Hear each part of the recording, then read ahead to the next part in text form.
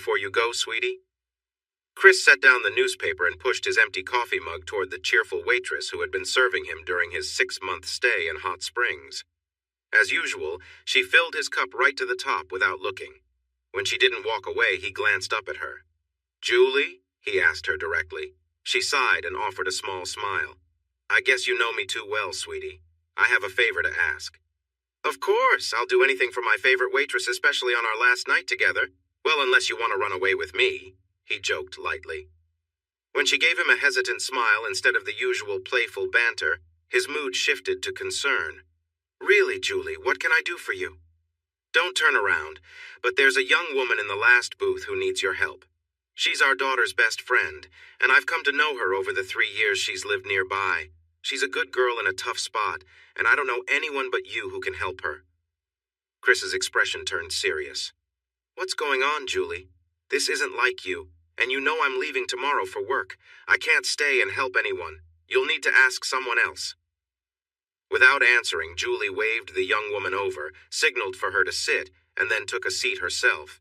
The girl placed her backpack and a small suitcase on the floor and sat down across from Chris. He looked at her in surprise. She was stunning. Dressed casually in faded jeans and a hoodie, her face was striking. She resembled a movie star. "Chris Alexander, this is Joe Kennedy. Joe, this is Chris Alexander. He's a new friend of mine. Well, he's been a friend since he arrived here over 6 months ago. He's the person in charge of renovating the historic bathhouses along Bathhouse Row, and I happen to know he's a really good guy. Trustworthy and mature," his boss said when he visited the job sites. "Chris, Joe is a star athlete at Hot Springs High School who graduated with high honors.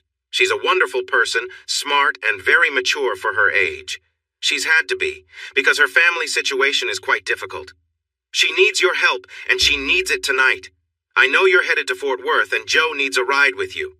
No, she's not in any legal trouble or something like that, but she really needs to leave this place, and she needs to do it soon. She was going to take a bus, but I asked her to wait and see if you could give her a ride. Listen, Joe just found out she got a scholarship to TCU in Fort Worth, and she needs to get there and prepare for the next semester. There's more to her story, but really it comes down to this. Can you give her a ride tonight?" Chris took a moment to gather his thoughts, his mind racing as he tried to understand enough to make a good decision. He looked at Julie's worried expression, then at Joe, who seemed calm and determined. He asked, "How old are you, Joe?"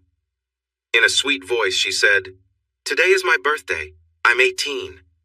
He glanced back at Julie's hopeful face, then turned to Joe, pointing at her backpack and small suitcase. "Is that all you have?" "Yes," she replied simply. With his mind made up, he said, "Joe, I'm on a tight schedule. I plan to drive through the night, crash for a few hours at the company apartment, and head to the office around noon. I can take you to your new place if it's close enough. If not, I'll arrange a taxi."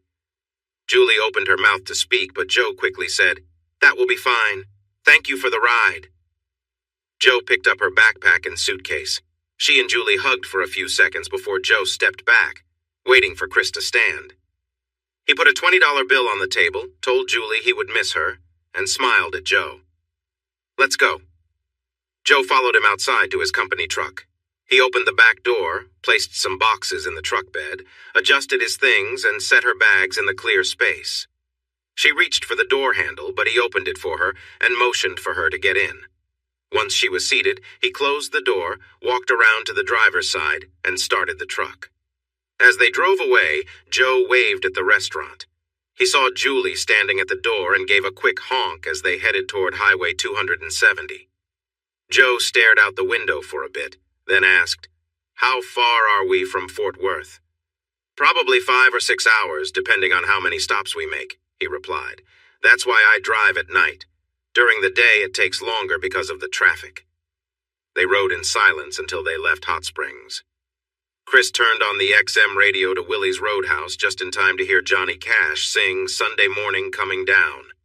He tapped his thumbs on the steering wheel and sang along, not caring that Joe was watching him with a smile. He would drop her off in Fort Worth, and after that they would probably never see each other again. So her not appreciating his singing didn't really matter. Waylon and Jesse sang "Storms Never Last," and then Waylon, Willie, and Jerry Jeff took their turn with "Luckenbach, Texas." That made Chris want to sing along. Joe knew the words, so she joined in. Dottie West was singing a lesson in leaving, but he wasn't paying much attention to that. Instead, he turned to Joe and asked, "So, did you grow up in Hot Springs?" She laughed a little. "Not exactly. I went to school there for 3.5 years, but before that, we lived in little towns like Boonville, Bluffton, Sims, Washita, and Mount Ida. Then my mom met a chicken farmer near Pleasant Hill, just south of Hot Springs. My mom had big dreams, but she could never quite leave the Ouachita area." Chris laughed. "So, you're Joe from the Ouachita?" "Don't say it," she replied, though she smiled a little. "Johnny Duncan and Janie Frick," he added. She really liked them. "But you aren't a cowboy. This isn't 98. I'm not a sweet country girl, and this isn't the Bill Mack show, so I guess that's where it ends." "Oh, come on! You've got to see the funny side me stopping for coffee, you hitchhiking, Texas-bound, all snug in your worn jeans." "Well, you aren't the best I've seen, but your plates are from Tennessee, so there's that. Want to stop for some Strawberry Hill?" "I'm only 18. You could get in trouble," she said, pretending to be shocked. "You know we should do this. Ready? I'm not singing a duet with you. Your voice. Come on, just sing with me. It'll make the trip more fun." He beamed until she finally smiled back at him. Then he started singing, "Life can be great on the interstate when you're driving through Arkansas. I won't forget the day I met the girl from the Washita." Joe shook her head until he got to Janie's part. For a moment, she hesitated, then sang in a clear voice. She said, "Thanks for stopping. My name is Joe. You look like a cowboy to me." When she finished, he paused, amazed by how well she sang. She gave him an urging look and waved her finger.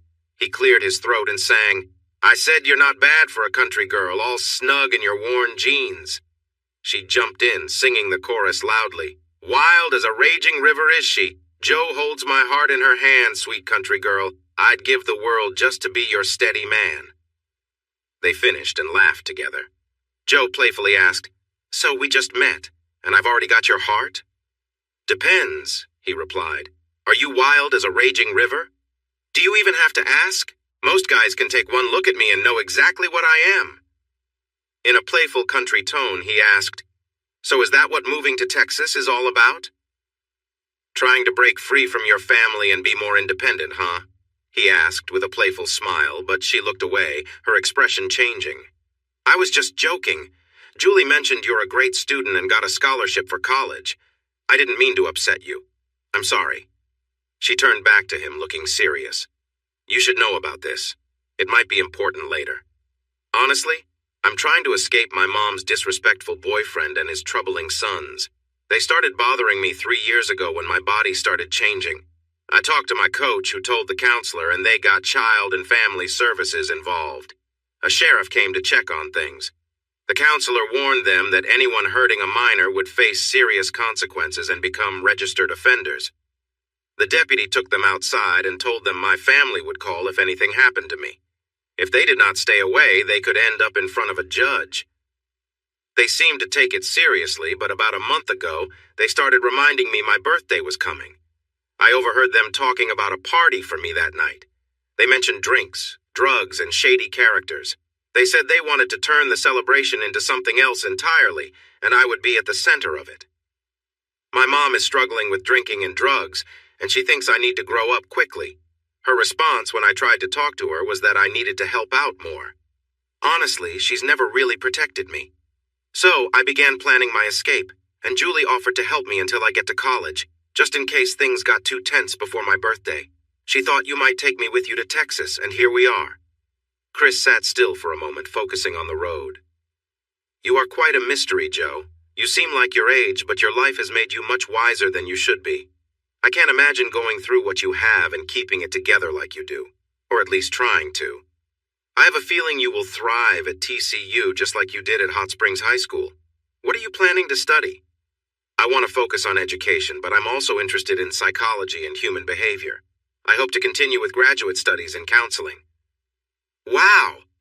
When I was your age, I was just trying to pass my first-year classes. You already have a plan for the next 6 years. She smiled. I hope it doesn't take that long. I took a lot of advanced classes and have college credit already. I think I have 36 hours, but TCU won't accept 4 of them. He shook his head with a smile. A mystery wrapped in wisdom. And I guess you think you're very smart too? What's your IQ? I've been told I could join Mensa, but I'm not sure about that.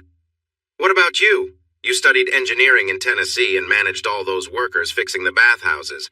You must be smart too, she said, raising her eyebrows in curiosity.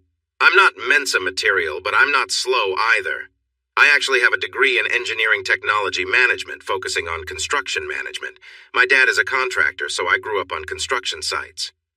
So, Mr. Alexander, you keep asking about my age. How old are you? Joe, you were in 5th grade when I was a senior. I'm 25. You see things in a funny way, Mr. Alexander.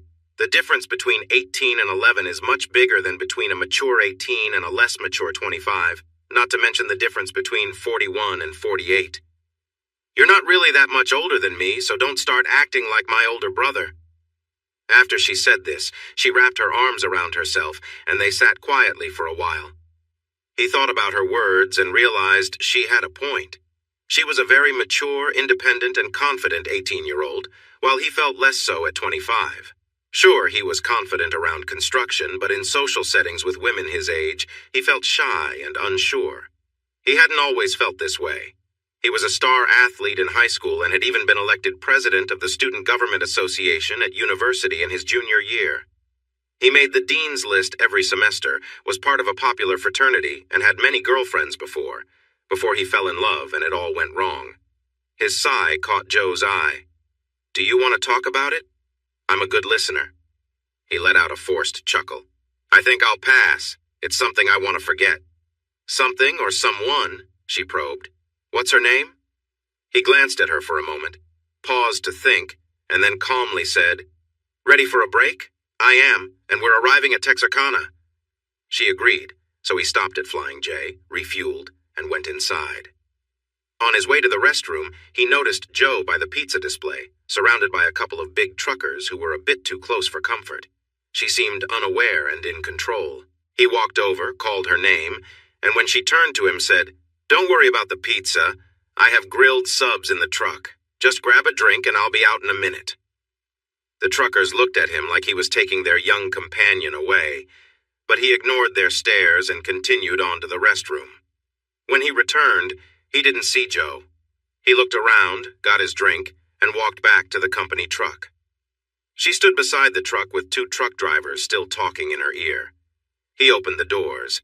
She climbed out, opened the passenger door, got in, rolled down the window, and said, Thanks for the drink, guys. As much as I appreciate your offers, I'm going to pass this time. Maybe next time, goodbye. The truck drivers glared at him, so he backed out, turned, and drove back to the highway.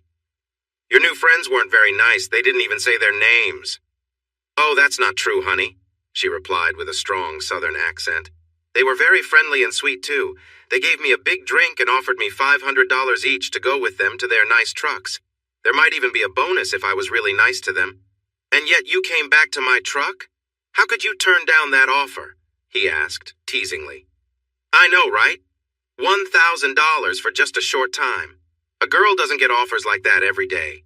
Just imagine how much I could make if I worked the lot all night, like that other girl in the tight clothes. His teasing continued. Probably quite a lot. Do you think smart people invite girls like that? What about the fancy groups at TCU? Well, honey, sometimes a girl has hard choices. Getting treated poorly for 5 minutes for $1,000, or getting back in the truck for another 3 hours with someone who judges me. It's not the easiest decision I've had to make. Her anger was clear, and he was confused by her reaction. Then he thought about what he said and how he said it. Suddenly, he felt embarrassed. I'm sorry, Joe. I have 2 little sisters, one your age, and I'm very protective of them. You remind me of them. She relaxed a bit, though she stayed quiet for a few moments before accepting his apology. It's okay, Chris. I've been on my own for so long that someone caring because I got a soda from some guys annoys me. I hate it when people try to control me, and when they judge me. Well, you saw. Sorry. He smiled softly. I learned something new about you, I guess, but I only wanted to keep you safe. I was worried they took you away when I couldn't find you inside. Her voice became firm again. Don't worry about me with people like that. My high school coach got me into martial arts when I turned 15 and started looking more like a girl. She knew the family I was living with and that I needed to be able to take care of myself. It turns out I'm quite good at it, though my teacher doesn't like how fierce I can get when I'm angry. But believe me, no one gets to use this body without my permission, not even big truck drivers or anyone else. That's not to say I'm completely inexperienced, but I make my own choices about who, when, how, and how much. Is that clear enough for you? I don't need your help. I can take care of myself. He knew he should stay quiet, but she was getting under his skin. Okay, tough girl. You can handle your own problems. She laughed. Thanks, but I'm more like a superhero with computer skills. I'm a bit unpredictable, too. A superhero? He asked. You know, like Elizabeth Salander from the Millennium Trilogy. Not familiar? How about the girl with the dragon tattoo? He shook his head and shrugged. Kids these days. She laughed and playfully punched him on the shoulder. You're so out of touch. I guess that explains why you like old country music. And that explains your attitude, Miss Youngster. She chuckled. I guess we are from different generations. He took a moment to admire her figure in the dim light from passing cars and thought, what a pity. She was quiet for a bit, and he was deep in his thoughts. This whole night felt strange. From Julie's request to stepping outside his comfort zone to how easily they talked and sang together tonight was unlike anything he had experienced before. Their conversation was unusual. The girl seemed extraordinary. If she had really gone through what she said, and Julie's words seemed to back it up, then if she had faced those challenges and only came out with a tough exterior, she must be really smart. Oh, she showed a few annoying traits too, like asking for drinks from risky people, getting upset about his willingness to help, showing a quick temper and having a sharp tongue, among other things. But she had to be stepping out of her comfort zone as well. Traveling to Texas with someone she barely knew, starting midterm at a pricey private university without any support except scholarships. This couldn't be easy for her either. Speaking of which, now comes the important question. Joe, I just realized that today is December 18th. The fall semester is finished, and it's at least 3 weeks until spring starts. I doubt anyone will be at the dorm to let you in when we arrive around 4 a.m. Where will you stay? Without looking at him, she replied quietly, You can drop me off at a motel. I'll get a dorm room tomorrow. So, whether she was really smart or not, Chris thought, she hadn't thought this through. She doesn't know if anyone will be available during the holidays, and unless she made special arrangements, her scholarships might not even be active until the next semester starts. Since she just found out about the scholarships, it seems likely she hasn't made any prior plans. My new apartment is just a few miles from TCU. Why spend money on a motel room when I have an extra bedroom available? It was too dark to see her reaction, but he could sense her hesitation. He quickly added with a light tone, No pressure, Joe. We both know I'm a bit older, so it's fine. We can relax. I'll head to work around noon. And then in the afternoon, you can get ready for TCU. When I return, I'll take you wherever you need to go. She softly replied, You don't need to do that. I'm okay. Keeping his playful tone, he said, What are friends for? Julie asked me to look out for you until you started college. Letting you stay in a room that's already paid for is easy for me. Plus, I'm sure it has a lock, and if you're worried about me, you can just put a chair against it. Oh, you're not that intimidating, Mr. Alexander. I've dealt with tougher people than you all my life. You have no idea about my mom and her struggles. Her anger and hurt showed just how scared she was. She might be brilliant and attractive, but she was still a young girl far from home. He kept up his calm demeanor. All right, it's settled then. You'll stay in your own room, get your tasks done while I'm at work, and afterward, I'll take you to the dorm. I might even treat you to brunch since we've been traveling all night. She perked up at the mention of food, making him wonder when she last ate. They were now cruising through Dallas, and they had about 31 minutes left to reach Fort Worth. Following the cheerful voice of the GPS, she guided him to the Clear Fork Apartments, telling him to stay on Interstate 30 for 21 miles and then take the exit onto Chisholm Trail Parkway. They discussed whether to eat and then sleep or vice versa.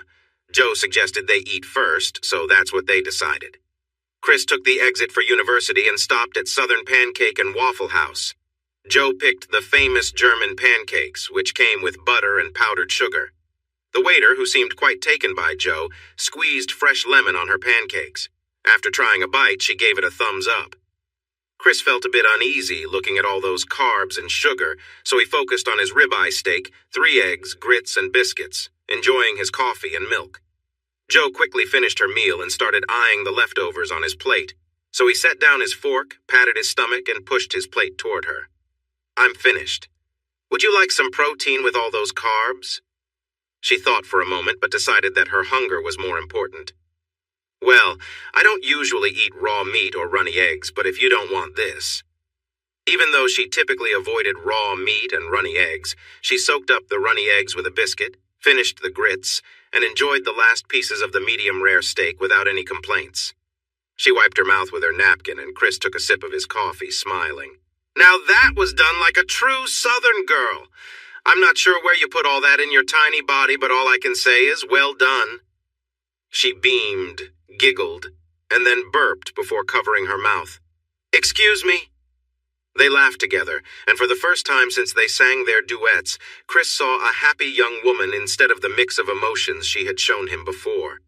The navigation app had to adjust since he had taken a different route, but it guided them onto the parkway, off at the right exit, and helped them find the correct apartment. He knew they had arrived when he saw his truck parked beside his Jeep. He carefully backed into the nearest open space. The company had sent his vehicles from Nashville and left the key to his apartment under the seat of the truck. He grabbed the keys, took his duffel bag and suitcase from the company truck, and Joe followed him to his first-floor apartment with her 2 bags. The first light of morning was just beginning to appear as he opened the door, and they walked into the open kitchen, dining, and living room area. The apartment looked nice, with dark wood floors and stylish granite counters. The appliances were shiny metal, and the walls were painted in attractive colors. Chris felt impressed, but a bit disappointed. He had hoped for something more welcoming, like his older place in Hot Springs or his studio in Knoxville.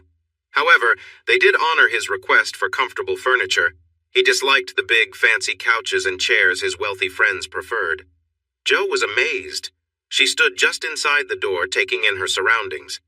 She seemed a bit overwhelmed, so he said, "Your bedroom is to the left of the living room. It has its own bathroom and closet, and I think there are fresh linens and towels, so make yourself at home. My bedroom is down the hall to the right. If you need me, call me. If not, I'll see you after work this afternoon." She stood still, so he gently nudged her and jokingly said, "Let's check if your room has a lock."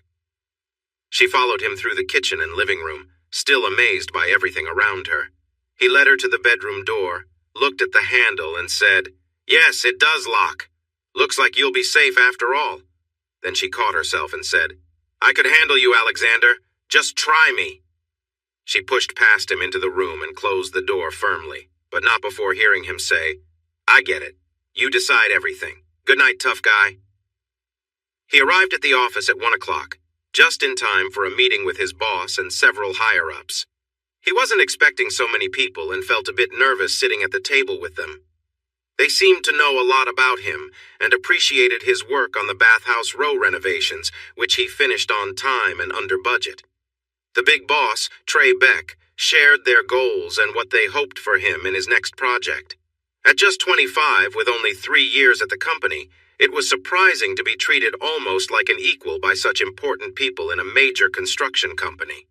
While he had spent 10 years learning about construction with his dad's business back in Tennessee, he still felt like a small player mingling with the top management of a Fortune 500 company.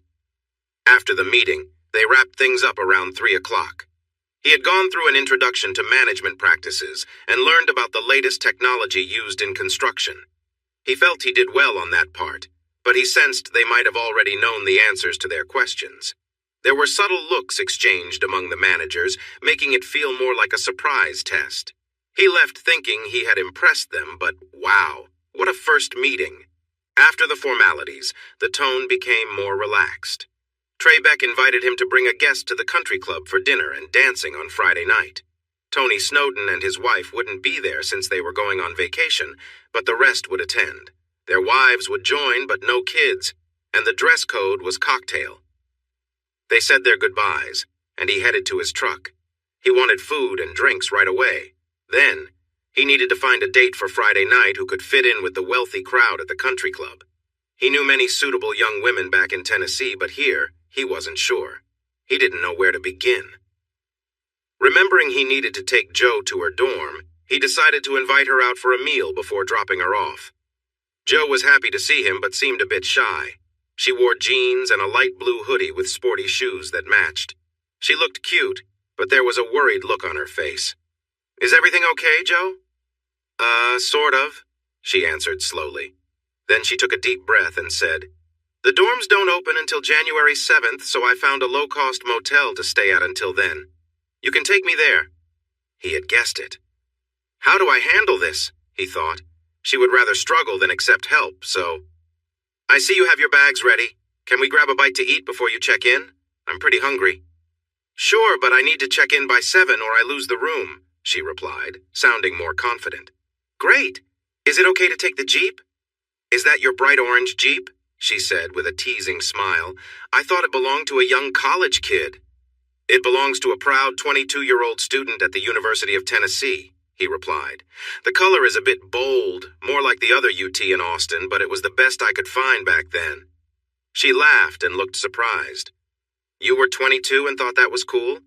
You really are a bit childish, aren't you? Do you want a free meal? Or do you want to keep teasing me?" he asked playfully, pretending to be offended. She chuckled and walked toward the Jeep, stopping to look at it. "Too bright for you? Would you rather take the pickup?" he asked, pointing to his truck parked nearby.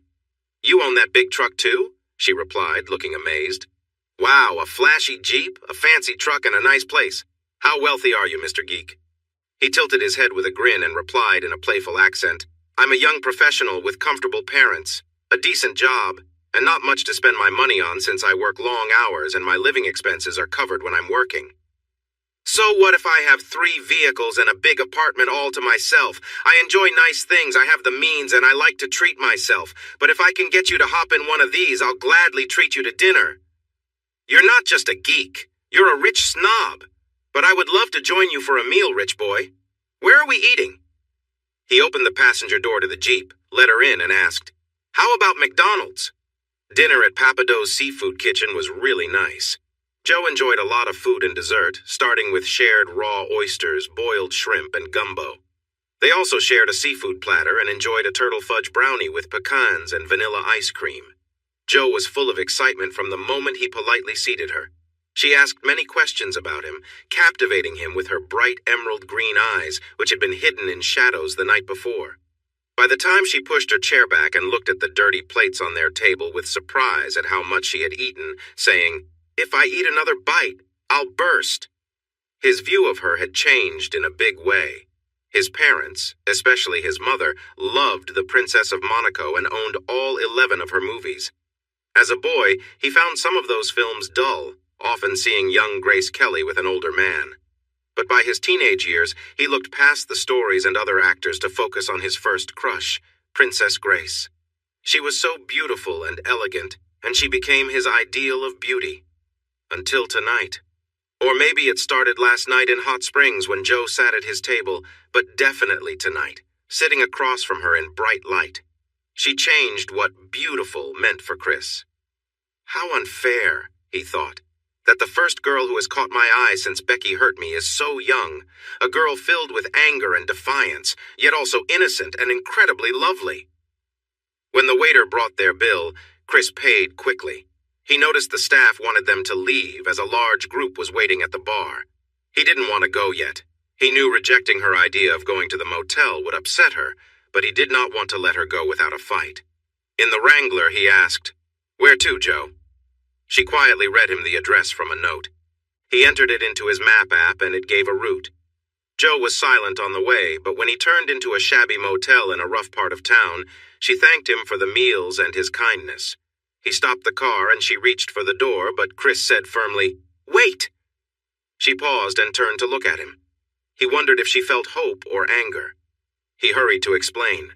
"Jo, I can't let you do this. Julie asked me to look out for you, and it wouldn't be right to leave you here in this unsafe place, not to mention letting you spend money on a little room that could be filled with pests when I have a perfectly good spare room at home." She seemed ready to argue a bit, so he quickly added, I know you like being independent and not relying on anyone, but how about we make a deal? Let's go to my apartment. You can help me set up my office and make it feel more cozy, and we can also go grocery shopping together. You mentioned you've been cooking for your mom and her boyfriend's family for a while. I'm not a great cook, but I'm okay with grilling and I can make a nice breakfast. I could really use your help while I get my new apartment and job ready. I'll be working from home for the next 2 days to set up my office, review the policy manual, and look over the early plans for my next project. Your help would be great. She seemed unsure, so he added, You could also help me make the place look nicer, maybe add some decorations. If that's not your thing, there is a good gym nearby, as well as nice trails along the river for walking, biking, or running, plus a large common area where you can spend time. You'll be helping me and saving some money for better living. She looked like she was thinking it over, but then her practical side won out over her doubts. Okay, she agreed slowly. But I will work for my room and board. I won't be doing anything else, is that clear? Yes, of course, you get to decide everything. Stop it, she said with a quick smile. I get it, so let's move on. Let's head to my new place. She caught herself and quickly adjusted. I mean, let's go to your plain new apartment and see if we can make it less cold and uninviting. But first, we really need to go grocery shopping. There's nothing to eat or drink in that big kitchen. And we don't have pots, pans, or plates either, do we? He asked. She shook her head, so he used Apple Maps to find the nearest Costco or Sam's Club. Costco was closer, and he had a membership, so it was an easy drive. The kitchen items Chris had in storage were old from college and in bad shape. He had hoped to include them in the high rent, but since that didn't happen, he decided to buy new things a young professional should have for entertaining. They started with kitchen tools and then picked out tableware and dining supplies. She had a good eye, read the labels carefully, and chose items that matched or looked nice together. Soon, their apartment filled up with boxes, so she went to get a cart for grocery shopping. Buying in bulk at Costco was more than what a single guy needed, even with a roommate who loved food. They decided to get essential items there and shop for the rest at a regular grocery store. This choice took them to a nearby town called Burleson, which had an H-E-B grocery store. Chris's friends at Hot Springs were from South Texas and often talked about how great H-E-B was, comparing it to local stores. He was eager to drive a bit to check it out. It had everything they promised, a wide variety of items and good prices. With no budget limit, Joe quickly filled the cart with healthy foods and tasty, ready-to-make meals from the store. They also picked up bags for the milk, fresh orange juice, and refrigerated and frozen goods, then loaded everything into their Jeep. On a different route home, they drove past new neighborhoods where 2-story houses stood close together with narrow gaps between them. He mentioned he wouldn't want to live in a place like that, and she quizzically looked at him but agreed. As they moved north on Hewlin Street, they passed a large mall with Dillard's and Macy's as the main stores. Noticing how few clothes Joe had with her, he made a note to address it later. He hoped she wouldn't show up at TCU looking unkempt. A young woman like Joe would feel embarrassed if teased about her clothes. She chatted cheerfully about things they needed for their place while he listened to her lovely voice. He considered her ideas but only spoke when she asked. He hadn't really explored the apartment yet. He hadn't even seen the bedroom he intended to use as an office. Joe had spent all day there. What could he tell her? When they arrived at the apartment, Joe quickly grabbed her backpack, suitcase, and some food bags and raced to the door. He picked up more food bags, feeling frustrated when he realized he would have to set some down just to get his key and open the door, only to find it already open. "Did we leave it unlocked?" he asked, as he placed the bags on the counter. "Oh no, I used your spare key to look around today and forgot to put it back," she said casually. "So I let us in." For the next 20 minutes, Chris carried in the groceries while Joe organized everything. Once all the items were inside, he helped finish putting things away according to her system. By 9:30, the kitchen looked as tidy as his mother's, which was impressive. Joe placed her hands on her hips, looked around, and asked, "Well, what do you think?" "It looks great. Your organization really makes sense to me, and I think I'll be able to find things, thank you." Joe gave him a thoughtful look, tilted her head, and said, "What do you say to a mug of hot chocolate before we head to bed?" Even though he was tired, he thought that sounded wonderful.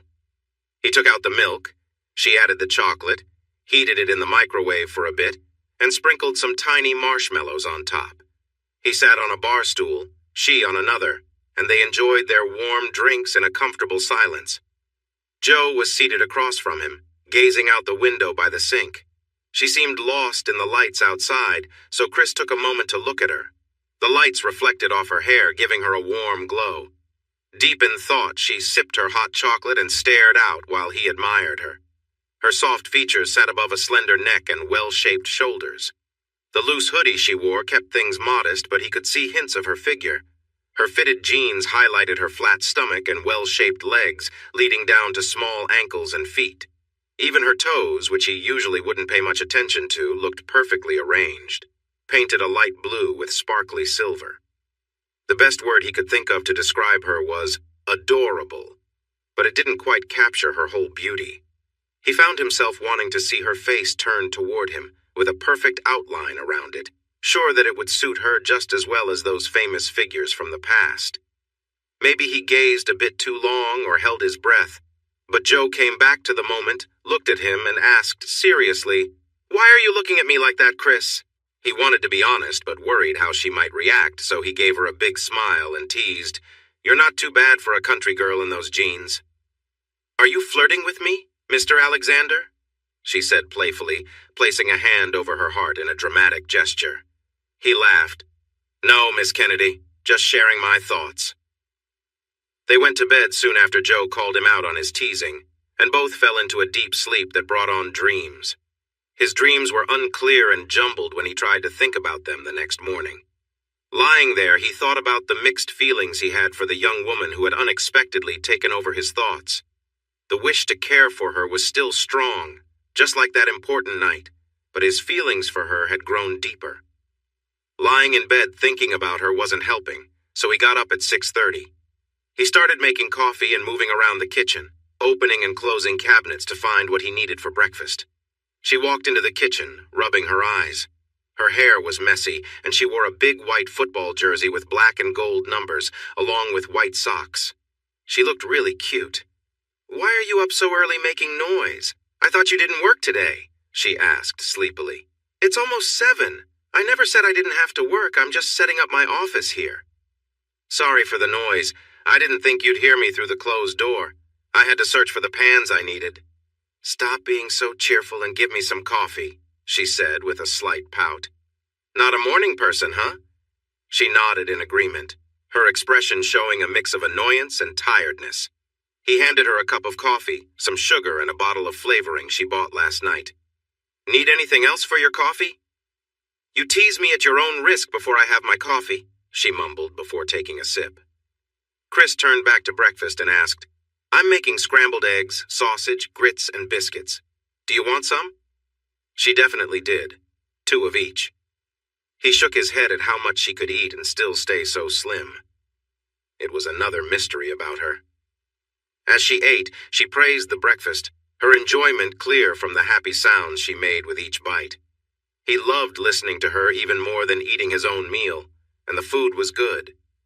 She helped clean up the kitchen, chatting excitedly about the meal, the new tableware, and how well they organized everything. He noted that giving her coffee and food first was the way to go for easier conversations. He could have sat there all morning, enjoying her cheerful voice, but she was ready to work on his new office, which was actually the smallest bedroom.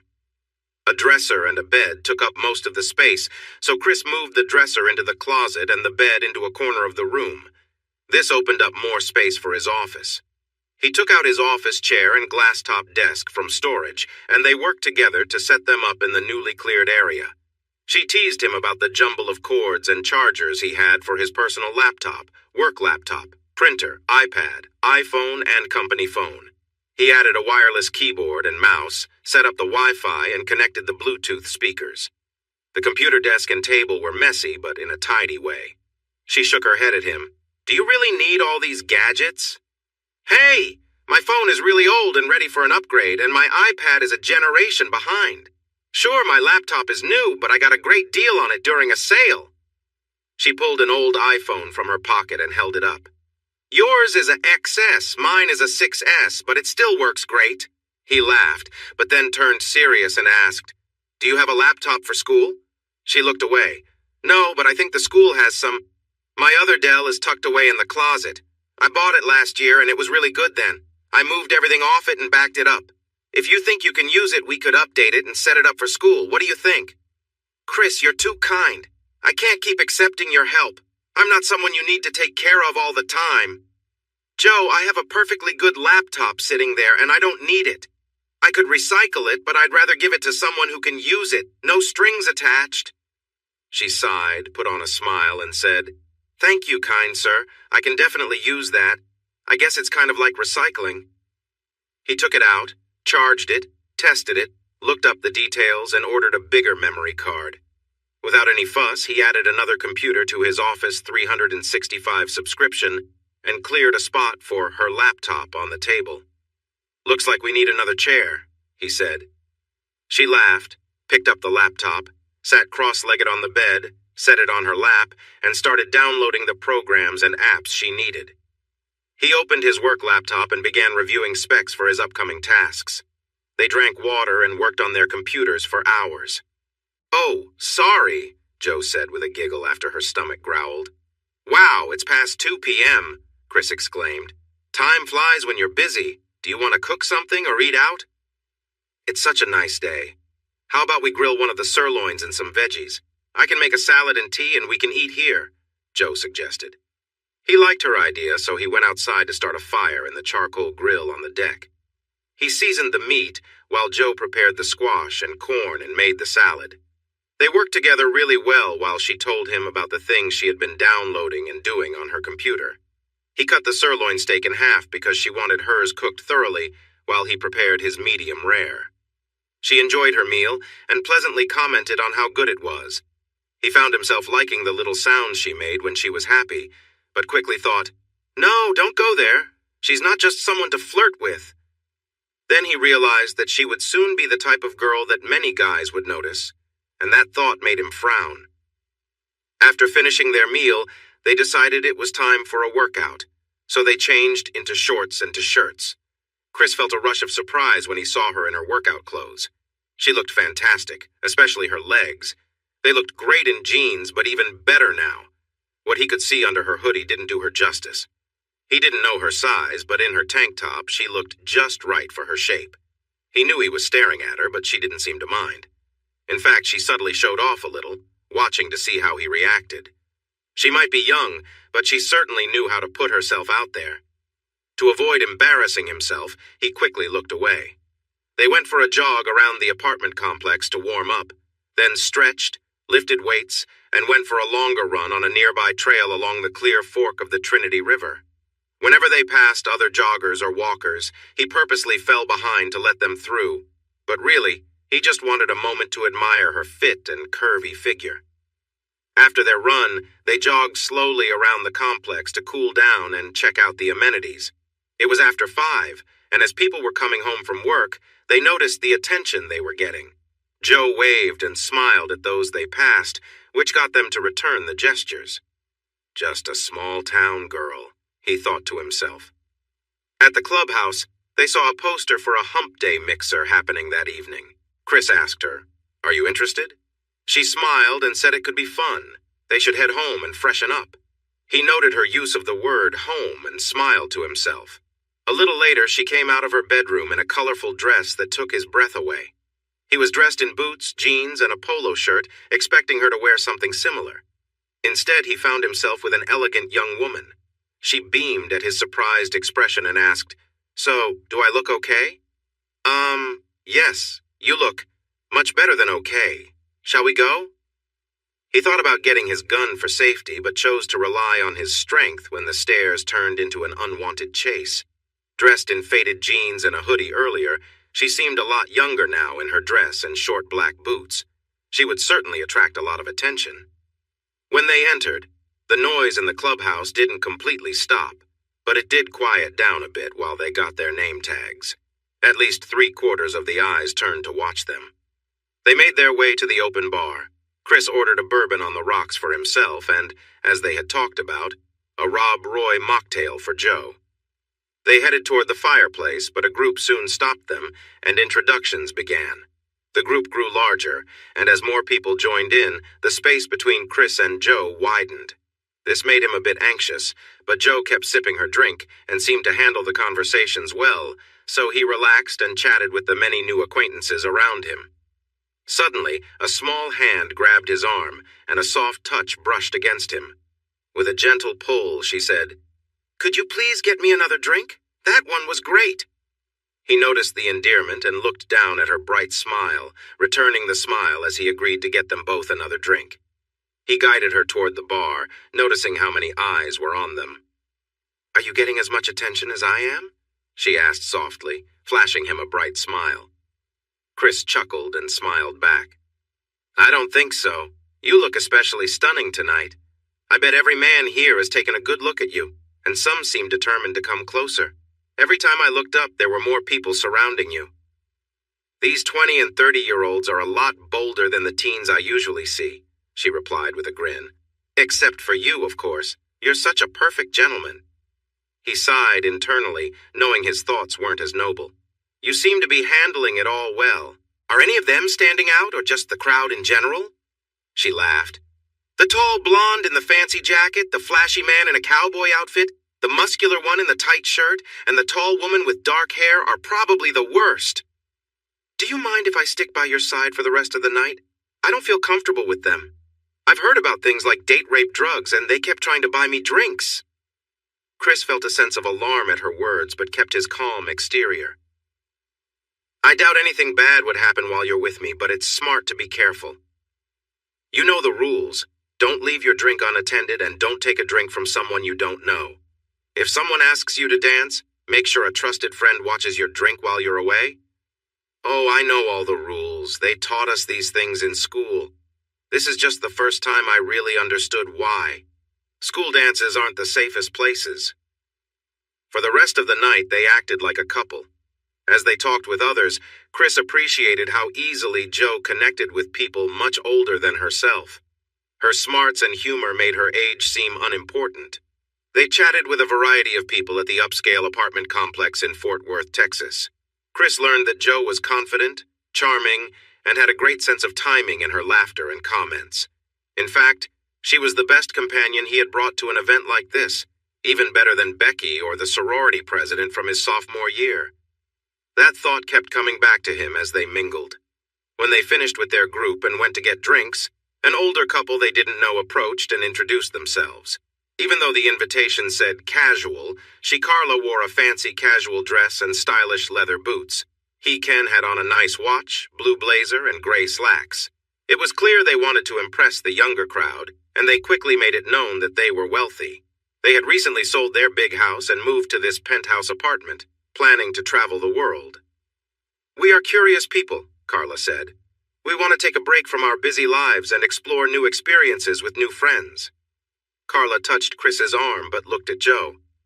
"Our children are away at school, and we won't be traveling until mid-January. We may be older, but we feel young at heart, and we're open to new adventures. We would love to spend time with you two. When can we meet?" Chris was trying to think of a polite way to say no when Joe excitedly replied, "Oh, that sounds like so much fun. You two look so stylish and elegant. I'm sure we could learn a lot from you. We're a bit busy until after the 1st. Can we check back with you then?" Carla seemed disappointed, but Ken was intently looking at Joe. He responded, "As my lovely wife mentioned, we would love to have you over any time. We look forward to your call after the 1st. Joe playfully looked at Ken, touched his shoulder, and said, "Oh, you'll definitely hear from us. We can't wait."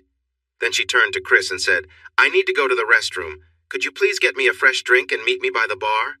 "Nice to meet you, Carla and Ken." Chris was both amused and curious about how well she handled what could have been an awkward moment. How did she think of that so quickly and deal with it so calmly? He admired her quick thinking. Then an idea struck him. Could she be the person to take to the country club, to meet his bosses and their wives? It seemed silly given her age and background, but she was fitting in well with the different people tonight. She managed a small problem while he, the more experienced one, stood there unsure. With that thought, he decided to see how she would do in different conversations.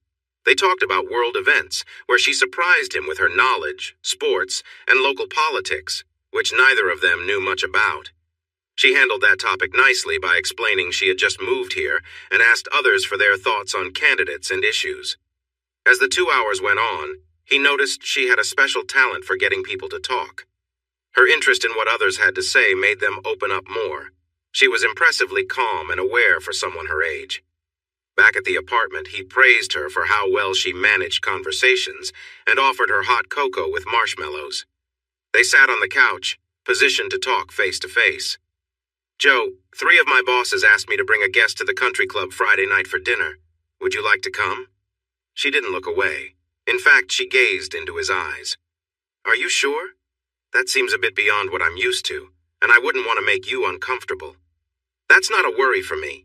After seeing how you connect with people tonight, I'm confident you'll impress them just as much. You interacted with many different people easily, and you seem comfortable talking with older folks, which they are. I'm sure you'll do great and have fun. So, if I'm not a concern, does that mean you'll come?" "Chris, I don't really have anything to wear for an occasion like that." "Maybe you should consider Claire, that pretty brunette we met tonight. She's single and wealthy, so I bet she knows the country club well." "I want you to come, Joe, not her. We passed a mall with stores like Dillard's and Macy's earlier. I'm sure we can find something nice for you. I'll buy your dress and even treat you to a visit to a salon if you agree to join me. You'd really be helping me out." He was captivated by her smile and excited when she nodded her head in agreement.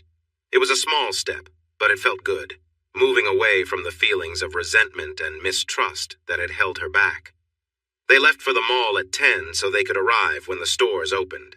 The sales lady at Dillard's was happy to help Joe. "You're a perfect size 4 in ladies' clothes and a size 5 in juniors. You look great in everything you try on. We usually help girls who wish they were smaller, so it's nice to help someone like you." There were many options available in those sizes, almost too many. After trying on several party dresses, Joe came out wearing a little black dress and 4-inch black heels. The dress had a simple square neckline, no sleeves, and wide straps. It ended just above her knees, and she held a small jacket casually over her arm. While it was not revealing, the dress looked very nice on her in a classy way. The expression on his face said a lot. "I told you, honey," the sales lady said with a smile. "It's perfect for you. Just look at him, he's speechless. Older men will admire your style and their wives will notice too." They walked away laughing, happy with her choice. A few moments later, they called him to the front so he could pay for the little black dress and the black sweater dress with red and white trim and buttons that he was eager to buy. She had tried it on earlier, and at his request, she modeled it again, asking if she should get it too. He nodded. The smiles on Joe and the sales ladies' faces showed that they could tell he liked the sweater dress and the knee-high boots, and they were enjoying teasing him with it. The 2 dresses and boots she had chosen were all on sale for the holidays, and he was glad that they cost less than the other dresses in the store, but looked even better. The sales lady gave Joe her card and told Chris it was a pleasure to assist them, encouraging them to come back any time. The mall was getting busy, and Joe was ready to head out. He suggested they check out Macy's sale for some casual outfits she could wear to class or at social events. She looked at him, but saw only genuine care in his eyes. Enjoying the shopping and his reactions, she smiled and said, "Okay, if you want to treat me, I'm all for it." But there was a challenge. There were so many great choices, and she looked fantastic in each one. He would have gladly bought her all 18 outfits she tried on. She told him that if he wouldn't choose, she would. Since he couldn't decide, she picked 5 outfits that got the most reactions from him and the crowd watching her model. She also got a comfy jumpsuit she liked. They carried the things they bought to Chick-fil-A, enjoyed some sandwiches, and then went back to the apartment. Joe went into her room and he could hear her moving around. "So, am I going to get a fashion show now?" he asked with a smile. She popped her head out and asked, "Really?" "Of course, but this time I want a proper runway show." She let out a big grin and said, "Take a seat on the couch." She started with the casual jumpsuit, then showed off 2 sets of tailored pants and blouses, a pair of blue jeans with a stylish top, and finally surprised him with a red dress he hadn't seen before. "You just saw the little black dress, so this is my last one," she said, returning in a cozy sweater dress. As she walked around and wore the clothes, he held a throw pillow in his lap the whole time. The last two dresses changed everything for him. To make things more interesting, she played a DVD called Ballroom Dances. "These are the kinds of dances we might see at the country club, right?" He nodded in agreement. She took his hands in hers and said, "Since we've never danced, we need to practice so we won't feel embarrassed." He tried to calm himself, but he couldn't help feeling nervous while they learned the proper way to dance a waltz. She seemed to focus on the steps and guided him, which helped him relax. Chris's family had taught him ballroom dancing, as was expected in their social circle. It surprised him that Jo, a girl from a quiet area, was even better at it than he was. "The same coach who got me into martial arts also introduced me to a class called ballroom dancing. I found out I was pretty good at that too," Jo explained, as if she read his mind. They took turns dancing waltzes, polkas, two-steps, foxtrots, and even the tango. She was light on her feet, anticipating his every move, making them dance like they had practiced together for years. It was just early afternoon when the music stopped and they congratulated each other. She went to change, but before entering her room, she turned back and asked, "Want to go for a run along the river? I think we could both use some exercise, and you seem to enjoy the views along the trail." He felt she knew the view he appreciated the most, and the top and shorts she put on looked good. The sales tag was still on the shorts, but he didn't say anything. He was happy to pay for something that looked this nice on her. It was a bit chilly for her running outfit, but the only change he noticed was that the top fit snugly. They ran side by side until they came across other people on the trail, then he would drop back and run behind her. When he caught up again, he saw her playful smile, and he knew she was aware of his attention. At that moment, he didn't mind. Yes, she was younger than him. No, he wasn't going to pursue someone under his care. Putting those thoughts aside, she was everything he found attractive, at least in looks. The tension and mood swings she had before seemed to have faded since they moved into the apartment. He fell behind to let a bicyclist pass, and she caught him looking when she glanced back. She smiled and gracefully continued running ahead. If she didn't mind his admiration, he intended to appreciate her while he could. They stayed in that night. They watched a movie, ate popcorn, and drank hot chocolate. She wore her favorite shirt, which displayed her lovely legs. They started with Jo sitting at one end of the couch, but sharing the popcorn meant passing it back and forth, so she moved to the middle and held the bag with her feet on the coffee table. Each time he reached for popcorn, his thoughts wandered. After the movie, he took a long shower to relax. Jo settled down for a quiet evening in her room. Jack had learned how to make breakfast tacos from his Texan roommate, so he made egg and bacon tacos with cheese and salsa for them. They shared a pot of coffee before diving into their projects. For lunch, Jo made a club sandwich, after which she planned to do her nails. He returned to his office to check emails from friends and work. The only message was instructions for entering the country club as their guest. When he came back out, Jo was on the couch with her feet on the coffee table, carefully painting her toenails. He paused to watch. Painting nails had never caught his interest before, but Jo made it seem special. She was so focused and her feet rested on the table, showing off her lovely legs. She looked charming. He stood watching until she noticed him. "Never seen a girl painting her toenails?" she joked. "Not like you do," he said, clearing his throat. "Oh, I got a message from my boss to be at the community center by 6:45 with some instructions. You can be ready by then, right?" She was ready, stepping out of her bedroom at 6:20 in a little black dress, black tights, and high heels. She caught his surprised gaze and twirled, asking, "How do I look?" "Not bad for a country girl," he said modestly, thinking she seemed more like a city girl. She smiled brightly, asked him to help her with her jacket, and they headed to the truck. He mentioned that getting in and out of the truck in that dress without being too revealing would be tricky, but he thought the step bar on the truck would help. "Thank you for thinking of my modesty, kind sir. I haven't been in your nice truck before, so let's see how this works. Oops, sorry about that." He turned red and quickly got back to the driver's side, trying to focus on the road instead of her lovely legs peeking out from the dress. "So, what should we say our story is?" she asked. "Should we tell them the truth, or is that too awkward? Do you have another story you like better?" "I don't want them to think poorly of either of us," Chris said. I doubt they'll believe we're just friends, but I don't like lying either. What do you think?" "The truth. It's too hard to keep up with lies," she replied firmly. The valet was more than happy to help Joe out of the tall pickup truck and was rewarded for his service. She thanked him sweetly, leaving him momentarily speechless, and he stammered, "My pleasure, ma'am." Chris thought this was quite a compliment, considering the number of women the valet probably assisted each night. He walked to her, offered his arm, and led her through the front door. The host took their information and guided them to their table. His confident date clung to his arm, which tested his calm. There were many ways this could go wrong. Neither of them had to worry. The guests waiting for them were impressed by Chris's dark suit and amazed by Joe in her little black dress. This was the world Chris grew up in, so by the time everyone was introduced, he felt comfortable, even though they were his bosses and their spouses. Joe, given her age and background, had every reason to feel nervous. In fact, she should have felt out of place, but she didn't show it.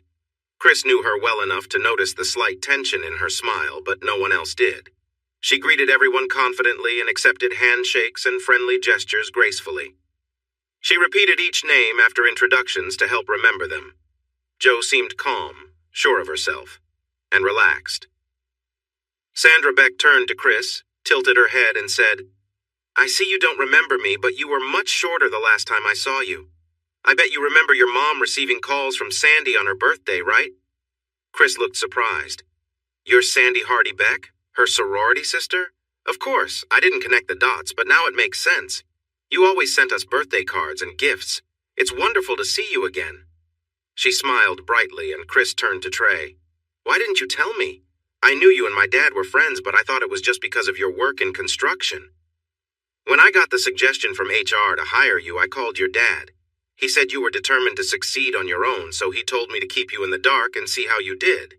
So if you're wondering about all the tough jobs in your first year, you can thank your dad."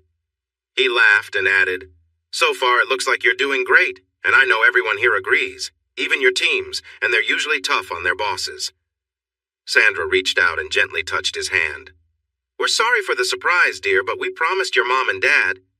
Chris laughed loudly and replied, "All I can say is, it's a small world. This is a lovely surprise." By now, all the elders had drinks, so Trey signaled the waiter to take their order. Chris asked for his favorite bourbon on the rocks, and Joe chose a new favorite mocktail. Rob Roy with Coke instead of scotch, plus a little seltzer. This drew curious looks from the other ladies, but they didn't comment. Instead, they began to ask Chris and Joe a lot of questions. "So, you two make such a beautiful couple," Sandra Beck said excitedly. "How do you know each other?" Chris and Joe shared a chuckle and exchanged glances. Good thing they were ready for this. Joe said, "You should tell them." With a big smile, Chris started a simple version of their story. Chris was working in Hot Springs to help fix Bathhouse Row. Joe had finished high school early. She was living with a friend who introduced her to Chris. She needed a ride to TCU, and Chris offered to drive her. During the trip, they became friends. Chris noticed the frowns on the faces of the three men, so he quickly explained that Joe was 18 and had left a hard family situation behind. He assured everyone that their friendship was completely appropriate. While his explanation was honest, he knew it didn't give the full picture, and he expected the women would want to know more, which they did. Rebecca Elliott, the wife of Chris's boss, asked where Joe was staying. Joe explained that she was Chris's guest, using an extra bedroom until the dorms opened. In return, she was helping out with meals and cleaning. This made the women laugh and piqued the interest of the men, but Sue Schneider, wife of the COO, shifted the topic. "Joe, when you walked in, I thought you and Chris were the same age. Not that you look old, it's just that both of you seem so confident. How is it that someone your age carries themselves so well?" Joe glanced at Chris, who shrugged. It was up to her to share her story, and if she chose not to, he would support her. "I could tell you a lie to make Chris look better for having me here, but I won't. We promised to be honest," Joe said firmly, her voice steady. "My mother says my last name is Kennedy, but I have never met my father, so I can't be sure. Maybe it's just a name she picked during one of her rough times. Yes, I'm the only child of a mother who struggled with addiction. For the past 3 years, we lived with one of her partners who had 3 sons. From day one, they made it clear they weren't happy I was there. Thankfully, a caseworker and a sheriff's deputy kept me safe because I was still a minor. Last week, on my 18th birthday, I learned they had planned a coming-out party for me since I would no longer be a minor. That's why I graduated early and why I asked Chris for a ride to Fort Worth, where I have a scholarship to attend TCU next semester. Jo spoke confidently, maintaining her gaze throughout her explanation. No, she looked each person in the room in the eyes as she shared her difficult story, speaking calmly with very little emotion. Chris was moved but listened supportively, keeping his feelings in check. The other 6 adults, however, showed the wide range of feelings Chris had experienced in the truck when he first heard her story. At that moment, the 3 men were sitting up straight in their chairs, their eyes full of anger about the unfairness. Throughout her story, she changed from being Chris's girlfriend to someone who needed caring protection. The 3 women leaned forward, wanting to reach out to her, to offer comfort and support, just like they would to a daughter. I want to thank my high school coach, the school counselor, and my teachers for encouraging me to join sports and activities like theater and debate. They helped me build my skills and taught me to face challenges instead of running away. Hot Springs High School was like a village that guided me during my tough teenage years. I also owe thanks to my mother. Her indifference and the example she set helped me grow up faster than many of my friends. It's not a happy story, but it's mine, and I hope it makes me who I am today. Jo took a deep breath, trying to move past the emotions around her, avoiding Chris's gaze. You might think I'm trying to repay him in some way, but I promise Chris is way too much of a gentleman to accept anything like that. In my life, I've dealt with many men like my mother, and boys who only cared about their own interests. Christian Brady is the only man, besides Deputy Schillings, with whom I've truly felt safe. He's also the only one, apart from my teachers, who seems to care about my future. I left home with just one nice dress, some jeans, shorts, hoodies, and 2 pairs of shoes. He bought me this dress and shoes so I could be here tonight, as well as 6 other nice outfits to help me feel prepared when I start school. By bringing me here tonight to meet all of you, knowing this is a new and scary experience for me, he showed that he believes in me. She looked down for a moment, then back up, seeing sadness on everyone's faces. I can tell my story has upset you, and I'm sorry for that. Maybe I should have kept quiet. I didn't mean to spoil our special evening. Chris told me to be honest if asked, so that's what I did. I apologize if I upset anyone, and I hope we can talk about nicer things now. Chris cut through the awkwardness. Jo didn't mention everything about her life. She's an award-winning athlete in 3 sports, a talented actress who sings beautifully, graduated at the top of her class, and is even qualified for Mensa. In just 2 months, she created a resume and applied for admission and financial aid at several universities. They all accepted her, but TCU was especially confident in her, offering her a full scholarship for the spring semester at this expensive private school. To me, that's what matters. She is who she is. She hasn't let a hard life hold her back. She has used her many skills and talents to rise above that and take advantage of opportunities. You know my parents, so you understand that I never face the same kind of challenges. I can help her move forward, and I'm excited to support her because I know she will make me proud and all her supporters proud too. As Chris spoke, he had a cheerful look, like he was talking about a younger sibling or friend. When he added that he knew Jo would make him proud, his glance and smile were full of emotion that everyone noticed, and Jo felt deeply. For the first time, Jo's eyes filled with tears, and her lips trembled a bit, prompting the 3 women to quickly take her to the restroom. The 3 men shared knowing looks, but no one said anything until Trey suggested they have another round of drinks. Chris tried to hide his embarrassment for showing his feelings when he wanted to focus on celebrating Jo and not on things she couldn't control. Little did he know, he had done so much more. When the women returned, the men had stopped talking about the Cowboys' failed season and were discussing the underdog Longhorns against the Georgia Bulldogs in the Sugar Bowl on January 1st, and the Horned Frogs' chances against the California Bears in the Cheez-It Bowl on December 26th. They stood up courteously as the women approached, all smiling and chatting happily, with Jo walking between Sandra and Rebecca. Jo looked a little shyly at Chris as she sat down, but he greeted her with a warm and friendly smile. Their waiter came over with a menu, and they looked it over before making their choices. At Sandra's suggestion, Joe ordered the chicken piccata with lemon sauce and capers, and the other women followed suit, while the men chose prime rib.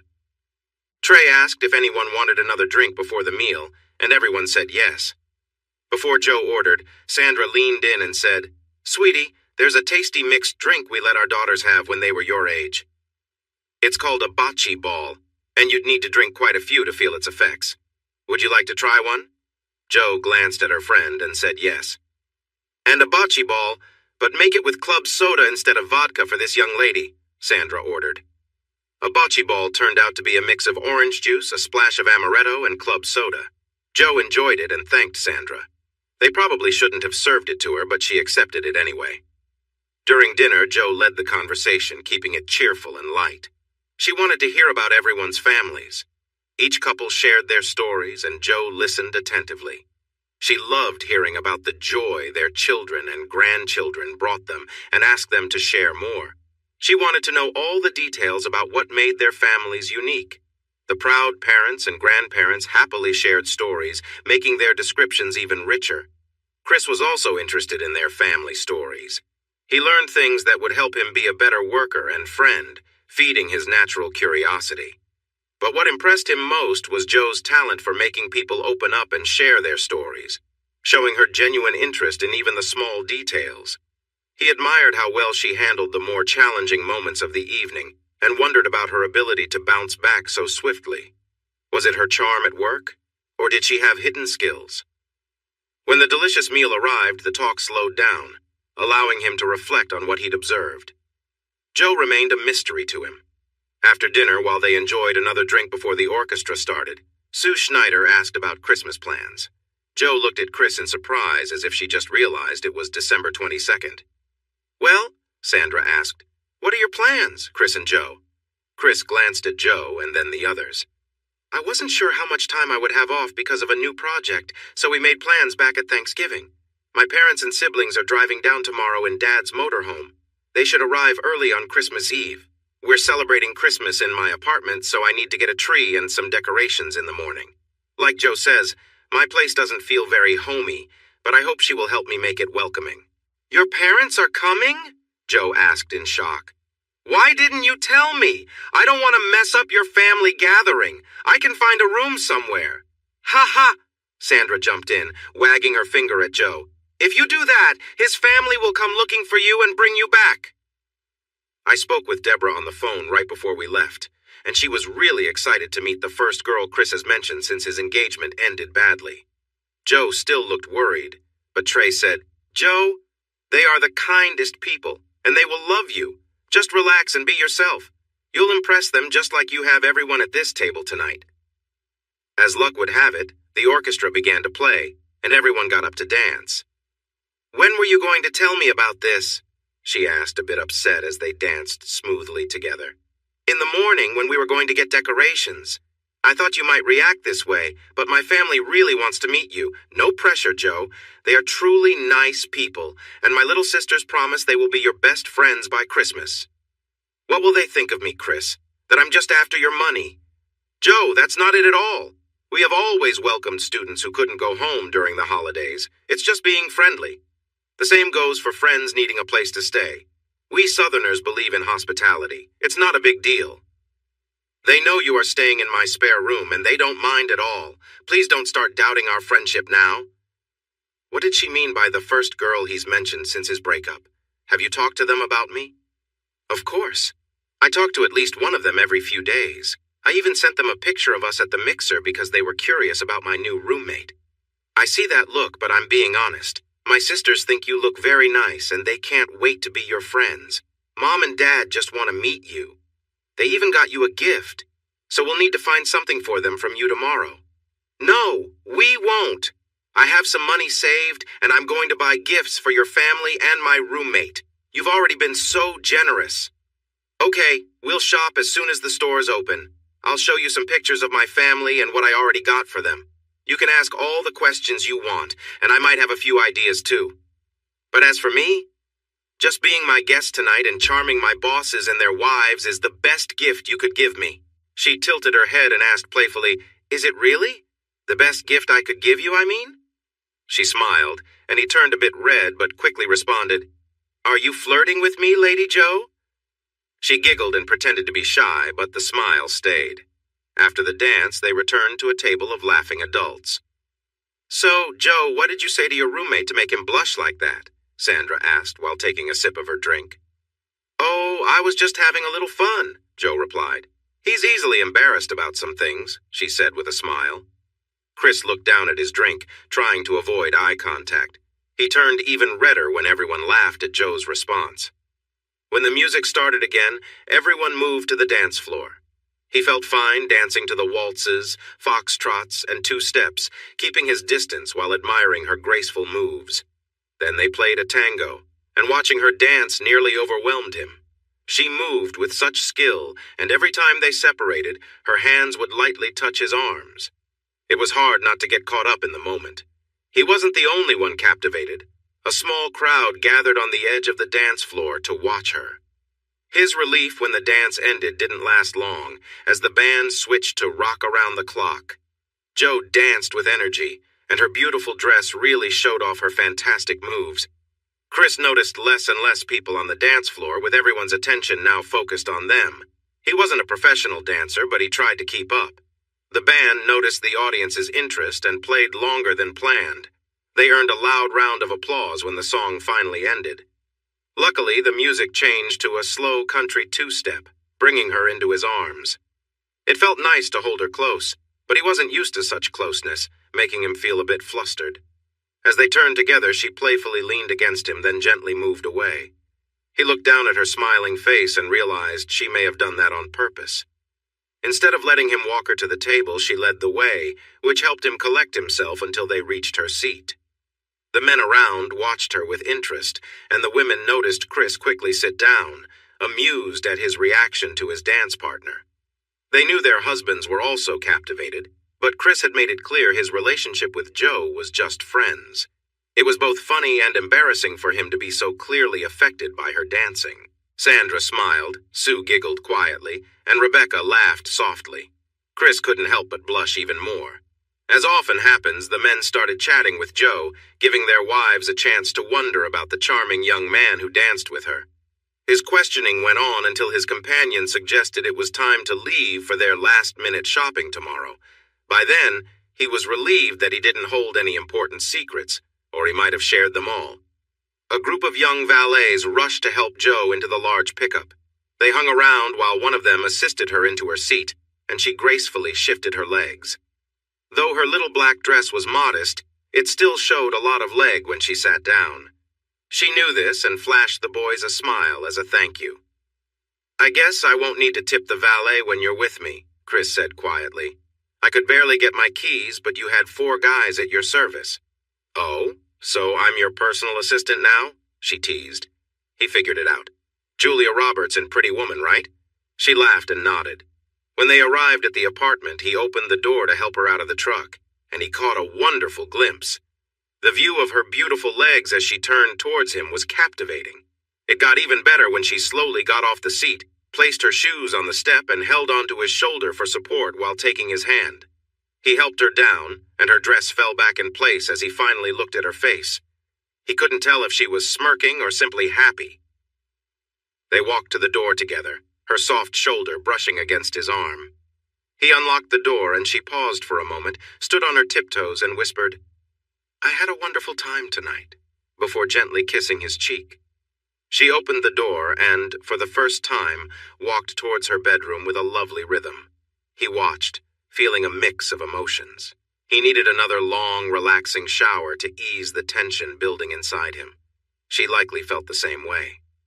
During breakfast, she asked him to show her all the pictures of his family on his phone and share stories about each family member. Then she looked at his mother and sister's social media pages. She was surprised to find his dad had a Facebook page, but noticed most pictures were of family, dogs, or hunting trips. Thanks to her earlier research, the shopping trip was quick and easy. She wouldn't let him see what she was buying, so he occupied himself with his phone while she shopped. She also wouldn't let him buy her anything else, even though they had just received an invitation to a private New Year's Eve party at the Clear Fork Clubhouse that morning. He had offered to get her something nice for the occasion. She said she had something suitable to wear, but couldn't resist glancing at the party dresses as she passed through that section. He noticed her pause for a moment over a dress before she moved on to the men's section to find something for his dad. Once she was out of view, he looked closely at the dress and thought how wonderful it would be as her Christmas gift. He bought it, had it wrapped, and tucked the bag among the other items he was carrying. To him, this shimmering silver dress was a gift not just for her, but also for all the men lucky enough to attend the New Year's Eve party. He felt good about his choice until he wondered what might happen if he dressed his young friend that way in front of a group of cheerful partygoers. Jo returned in less than half an hour with her final purchases, and they went out for lunch at a nearby restaurant. Later, they picked out a live 7-foot Black Hills spruce tree and a good number of decorations for the tree, the door, and the living room. He thought a simple cut tree would be enough, but Chris insisted on a live one, saying, "Because it's better for the planet. We can plant it after Christmas to help the air." He didn't argue, though he did wonder where they would plant such a large tree when they didn't own land in Texas. Setting up and decorating the tree was the first task, followed by putting up decorations on the front and back doors, the fireplace mantel, and other spots Jo wanted to brighten up. When they finished, he stood up to admire their work. The simple apartment looked amazing.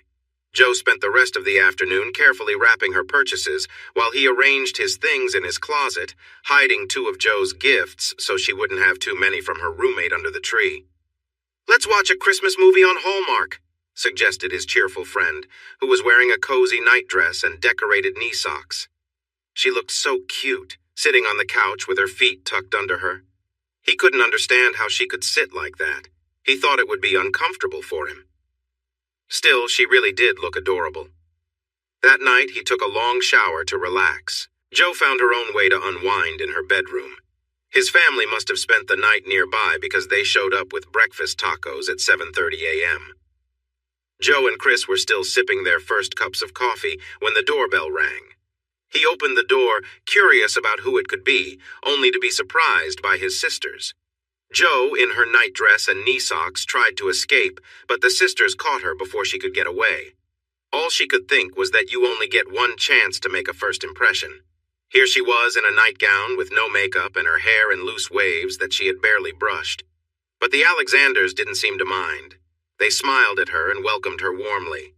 Then Donna said, "Jo, you look just as cute in person as in your photos. Grab another cup of coffee and show us your room. We can eat later."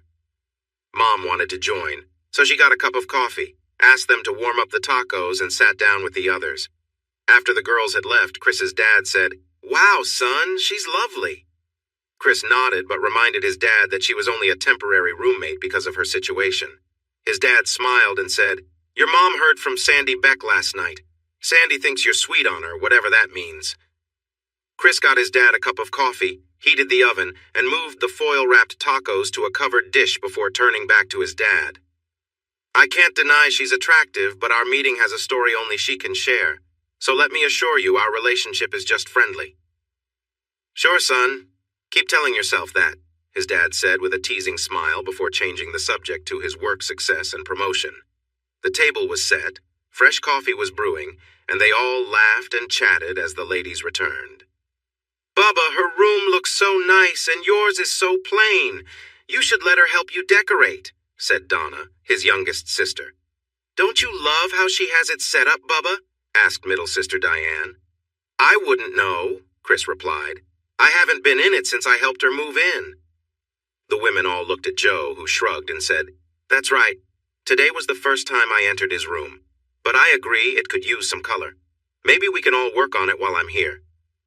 The timer rang, so Chris moved the tacos, salsa, milk, and orange juice to the table. The women filled the conversation.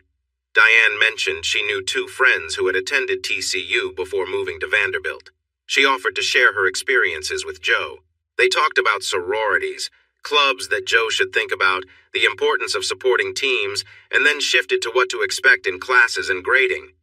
Even though she was in high school, Donna was taking all advanced courses and wondered if she should also apply to TCU.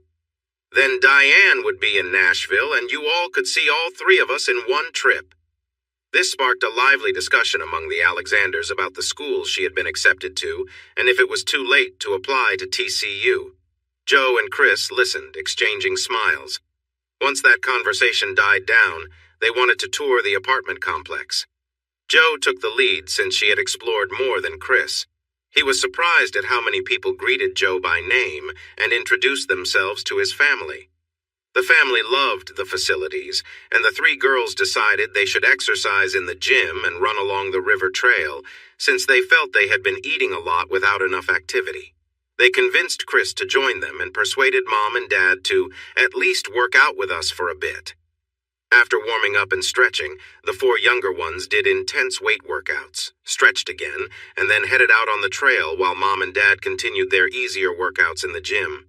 With his sisters by his side, Chris led the way on the trail while the girls followed. He wanted to follow Joe, but looking at his sisters felt awkward, so he took the lead. Then he heard Diane say, "I hate to say it, but Bubba really looks good these days. I haven't seen him in workout clothes for a while." Donna and Joe nodded in agreement, and Chris smiled as he reconsidered what he thought was awkward. After they showered, they decided to take Chris's Ram to TCU and explore the campus. None of them, including Joe, had ever been there, and they were all impressed by the beautiful and compact campus. They couldn't buy any TCU gear since the bookstore was closed until the 27th, but they enjoyed a meal at world-famous Dutch's Hamburgers, where they had burgers and onion rings with shakes. They then walked around the campus and the football stadium. The football team was in Phoenix for a bowl game, and the students were home for the holidays, so they managed to sneak into the stadium through a gate that was only loosely secured. Amon G. Carter Stadium was nice and small, but much smaller compared to Neyland Stadium, where Chris's Volunteers played. It had recently been updated, and there were plans for added seating and luxury boxes. Chris kept quiet, but he knew about the new construction starting in January since it was one of his projects. The other project was a new stadium for the Texas Rangers. He wasn't too excited about that one, but he was looking forward to the challenge. Back at the apartment, they brought gifts from the RV inside, and then Chris followed Dan to a nearby RV park where he had made reservations. After checking in and getting settled, they went back to the apartment. The ladies had beautifully arranged the gifts around the tree. Christmas songs were playing, and cookies for Santa were baking. The once plain apartment felt cozy and inviting. They had been invited to a small Christmas Eve party at the Becks' home. The ladies wore their best casual outfits, while the men chose jeans, sweaters, and jackets. Though they felt a bit less dressed than the women, they still received compliments. The party was lively, filled with many interesting people who enjoyed showing off. There was a bit of competition in how everyone presented themselves, but the Alexanders and their guests held their own and made positive impressions on most of the crowd, except for a few who were a bit too proud or jealous. Joe, Diane, and Donna skillfully handled unwanted attention and smoothly redirected any advances. Chris noticed that many women were quite forward with their interest in him. Dan and Deborah also attracted attention when they were apart, but their wedding rings helped keep the more aggressive flirts at bay, even on a bustling Christmas Eve. At midnight, they thanked their hosts and returned to the apartment to open one gift each.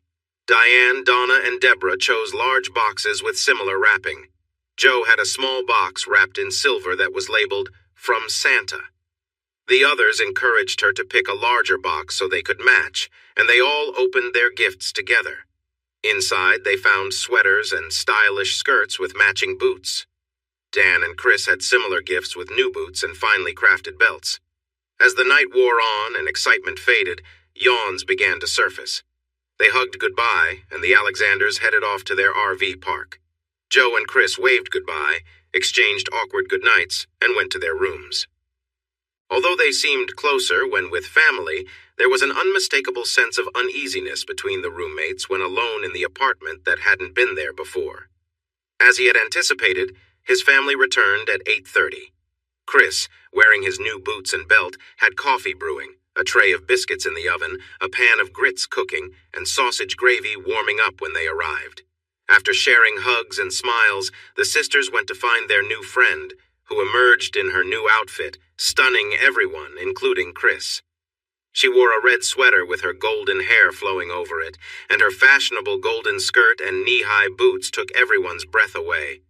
Jo felt herself blush, their mom smiled, and the sisters giggled at Chris's reaction. Chris and his dad kept looking at each other until Mom thanked him for making breakfast and urged them to eat. After a quick cleanup, Chris placed the big ham in the oven while everyone got ready in the living room for their gifts. Chris took on the role of Santa, carefully stacking presents around each person until everyone had their share. The family tradition was to open gifts one at a time so that everyone could enjoy the moment together. They started with the youngest, Donna, and ended with the oldest, Dan. Jo held a silver-wrapped gift from Santa, but Chris playfully reminded her that gifts from Santa were opened last, so she put it back and chose another instead. For the ladies, the gifts included clothing, fancy perfume, and stylish athletic shoes and socks from Jo. The men received aftershave and nice shirts, but their big surprise was matching shotguns from Italy. Jo gave Chris a new pair of cross trainers that he had needed. She gave their dad a camouflage jacket for his bird hunting hobby, and he excitedly thanked her, making her smile brightly. After each gift was opened, hugs and kisses were shared between the giver and receiver. Chris got a soft kiss on his cheek when Jo opened her new iPhone, which had a note saying it was covered by his plan. Jo had teary eyes but managed to stay composed and said it was Diane's turn. After everyone else had opened their gifts, only the presents from Santa were left. When Donna opened her box, she found diamond earrings and squealed with joy. "Santa knew I just got my ears pierced." She jumped up, ran to Chris, hugged him tightly, and exclaimed, "Tell Santa I love him." Chris hugged her back and promised he would. Jo found a lovely pearl necklace and earrings in her box, but her reaction was different. She stood still, looking worried. After a moment, she glanced around and noticed everyone was looking at Chris. He sat there innocently and asked what she received. She held up the necklace and earrings before bursting into tears. She rushed to her room crying, with Donna and Diane following quickly. Mom shook her head with a smile at Chris and went after the girls. Dan turned to Chris with a knowing smile. "That was quite a gesture, son. Maybe a little too much? She can't give back, you know." Chris shrugged, looking confused. Santa had a good year and wanted to give her something nice since she only has inexpensive jewelry and has been through a lot lately. I think he wanted her to know she's still on his nice list. "You have a kind heart, and I am proud of you. So are your mom and sisters. You care deeply, but sometimes you might go a little overboard. She's not someone who is broken and needs fixing, you know. And if you want to help, remember that you can't change her life in just a week or two. You need to take your time and be gentle. She's a strong-willed girl who has navigated through tough times, and she plans to shape her own future. They will be back in a bit. Ask her to show you her talent and act surprised. She will understand, but it gives her some cover. Like I said, she is a proud girl." They came back in less than 5 minutes, and Chris followed his father's advice. She still looked a bit upset, but most of the worry went away from Joe's lovely face when he asked if he could help her with the necklace. She wanted to put on the earrings first. The pearl earrings hanging in her golden hair were lovely, but once he managed to clasp the pearl necklace around her neck, it looked even more beautiful. He moved around to stand in front of her, taking in the sight, and said, "Very nice. Santa must think you're on the nice list." She gently bit her lip and replied, "Thank you for the kind words. Santa is really generous to a girl from the Ouachita." They shared a smile at their little joke, and he went back to his seat. "Your turn, Diane." Santa gave Diane a gold tennis bracelet with charms representing her sorority and the student government. She squealed with delight, hugged Chris tightly, and joyfully exclaimed, "Thank you, Santa. You're the best." Deborah received a diamond watch from Santa to replace the one her dad gave her for Christmas 30 years ago. It had stopped working, and the jeweler said it couldn't be fixed.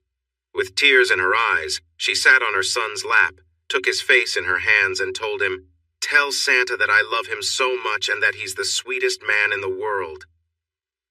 Santa had one last gift, a sports watch for Dan that tracked his heart rate, blood pressure, exercise, and sleep. He didn't sit on Chris's lap, but Dan hugged him tightly instead, saying thank you to Santa. The table was beautifully set and filled with warm food that Chris and Joe had prepared. green bean casserole, broccoli with cheese, sweet potato pie, a large ham, and fresh bread from a bakery nearby. The pecan pies were also from the bakery, but Jo made the brownies herself. After cleanup, they planned to go for a long walk along the river to enjoy the outdoors.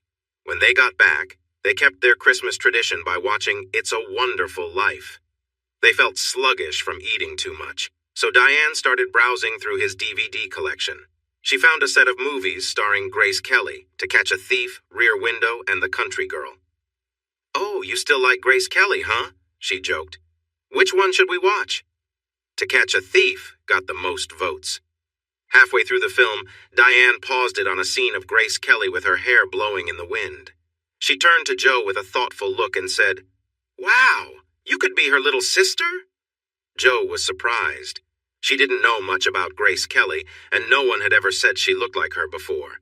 Sure, guys might have compared her to some stars when they were trying to impress her, but never Grace Kelly. She wondered if anyone from her hometown had even heard of her. Everyone looked at Jo, then back at the screen, and then at Jo again. "The Golden Ratio," Chris suggested. One by one, the others nodded. Jo replied, "I have no idea what that means. Can we just watch the movie? This is kind of strange." They continued watching the film without saying anything more, but Jo started to notice moments when the main actress did remind her a bit of herself. After the movie, Jo asked, "So Chris really likes Grace Kelly?" "Not quite an obsession," Deborah said with a grin. "But Dan and I have always enjoyed Alfred Hitchcock's films. When Chris was around 12, we watched this movie together. About halfway through, Chris asked about the pretty blonde lady. We told him about the Princess of Monaco and how she passed away in a car accident when she was young. He was really interested, and she kind of became his idea of beauty. He often compares celebrities to her in a not-so-flattering way. The Golden Ratio is a way to measure parts of her face," Deborah continued. "A man named Marquardt said this ratio defines beauty in a mathematical way. He even made a shape that should fit her face perfectly. Chris thinks it fits yours, too." Jo had a slight frown as she listened, then looked confused by the idea that beauty could be measured. While she understood that beauty is in the eye of the beholder, the concept of the Golden Ratio was new to her. Then she smiled when she realized what his mom said and teased Chris, "So I'm your idea of beauty." "I didn't say that. I just mentioned the Golden Ratio might fit you," he replied with a grin. Her smile widened, making Chris's sisters laugh, and their parents chuckled too. He knew he was in trouble, so he awkwardly told Diane to start the movie again. That only made everyone laugh louder. His dad saved him by suggesting they have sandwiches with leftover bread and ham, along with some of Jo's delicious brownies. They agreed and went to the kitchen, with Jo still wearing a smile. After another meal and a walk before dark, the Alexanders took the Jeep, packed full of things they had collected, back to the RV park. With everyone else gone, things felt a bit awkward, so they all went to bed early. The next 4 days flew by. The day after Christmas, the whole family exercised, ran, visited, ate, and watched the TCU Horned Frogs play the California Bears in the Cheez-It Bowl. It was a tough game, with the Bears scoring first and the Horned Frogs tying the game in the fourth quarter. They ended up in overtime tied at 7, and the Frogs kicked a field goal to win 107. People remembered the game for its many interceptions, strong defenses, and struggling offenses. The women grew bored and went to Jo's room during halftime. Dad felt sleepy and dozed off. Chris was bored too, but he just couldn't look away. He had to see what would happen next, maybe a surprising interception, a fumble, or a blocked punt. It was clear neither team could score easily, so he hoped the strong defenses or special teams would create a chance. He sighed with relief when the Frogs made the field goal in overtime, not just because they won, but because the game was finally over. They kept up their daily workouts, went to a Mavericks basketball game in Dallas, visited the Fort Worth Zoo, and hit the TCU bookstore as soon as it reopened. With plenty of purple and white clothes to wear, they proudly cheered for the Horned Frogs during a men's basketball game on the 29th. The girls had become very close friends, often disappearing into Jo's room or wandering off somewhere together. In those moments, Chris could hear soft talking, giggles, and laughter, sometimes interrupted by loud bursts of joy. His parents thought it was wonderful how well the girls got along. He was curious about what they were laughing about. His mom thought it was so sweet that she sometimes joined them. When that happened, things grew quieter, yet the giggles became louder. His dad just smiled at Chris's frowns and encouraged him to let the girls enjoy themselves. The 30th arrived too soon. The Alexanders packed into their RV and drove back to Nashville for a New Year's Eve party at their favorite neighbor's home. The sisters hugged Joe tightly before leaving, promising they would come to visit often. Donna renewed her promise to apply to TCU, and Mom wiped her tears while Dad watched quietly. Chris got hugs and kisses too, but not like their new best friend. Suddenly alone and left to their own plans, Joe and Chris felt a bit off. Without anyone saying anything, things had changed. They exercised, ran, and worked on their computers, but the easy friendship they had before was now tense. Neither knew how to move forward. On the 31st, Chris was studying the design for the Carter renovation and expansion when Joe left around noon to go to the gym. When she returned, he was gone, and there wasn't even a note. However, on her bed lay a shiny silver dress, and on the floor were matching heels. "For tonight's party," said the note. Joe marched around the apartment complex looking for him. When she found him, she was ready to let him know how upset she was about spending money she couldn't repay. But no matter how hard she looked, he was nowhere to be found. She went back to her room, looked at the dress, and recognized it as the one she had hesitated over at Macy's. She ran her finger down the soft material, admired how it sparkled in the light, and then held it against herself while looking in the mirror. Wow, no wonder Chris bought it for her. He clearly thought she would look great in it. She sat down on the bed, laid the dress beside her, curled up, and had a long talk with herself. Chris didn't come back until an hour before the party was to start at 8. Joe was in her room, so he quietly began getting ready in his. He came out 10 minutes before the party started and took a seat on the couch. Joe appeared 5 minutes before they were to leave, looking stunning in her silver dress and high heels, with her pearl earrings and necklace. Although she still felt uneasy about his expensive gifts, when she saw his face, all her doubts faded. She was 18 and had never had a boyfriend before, but she recognized the admiration in his eyes. Suddenly, she loved the dress. His charcoal suit matched perfectly, and together they looked like royalty at the NYE Clear Fork Ball until the clock struck midnight. Not long after they arrived, Joe noticed that Chris wasn't the only one who thought she looked beautiful. Many people complimented her, and several even tried to ask her to dance. She joked with them but turned down their offers. As they had agreed on the way to the party, she danced with anyone who asked, including Chris, who asked often. He also danced with others. But Joe realized she noticed more than she thought she would. Too many beautiful women were drawn to him, and it seemed like many were making their interest clear. This made her feel uneasy. For the first time, she experienced jealousy about a man. Finally, around 11:20, after a persistent brunette in a revealing dress had been dancing closely with Chris, Joe turned down dance requests and ignored other advances. She made up an excuse to go to the restroom and then set out to find her roommate. After finishing his dance with the brunette, who smiled and said she would look for him later, Chris stood tall and scanned the room, searching for someone. He frowned when he couldn't find what he wanted, but then smiled brightly when Joe appeared and took his arm. "I have an idea, Chris," she said. "I know you've had many offers tonight, but what if we danced only with each other for the rest of the evening? Would you want to do that?" Wow. If the belle of the ball wants to spend an hour away from her admirers, who am I to say no? I accept, and I bet you've had more offers than I have. None included just dancing, Chris, unless you count dancing in cars, Joe said with a laugh. His favorite song started playing, and Chris offered his hand.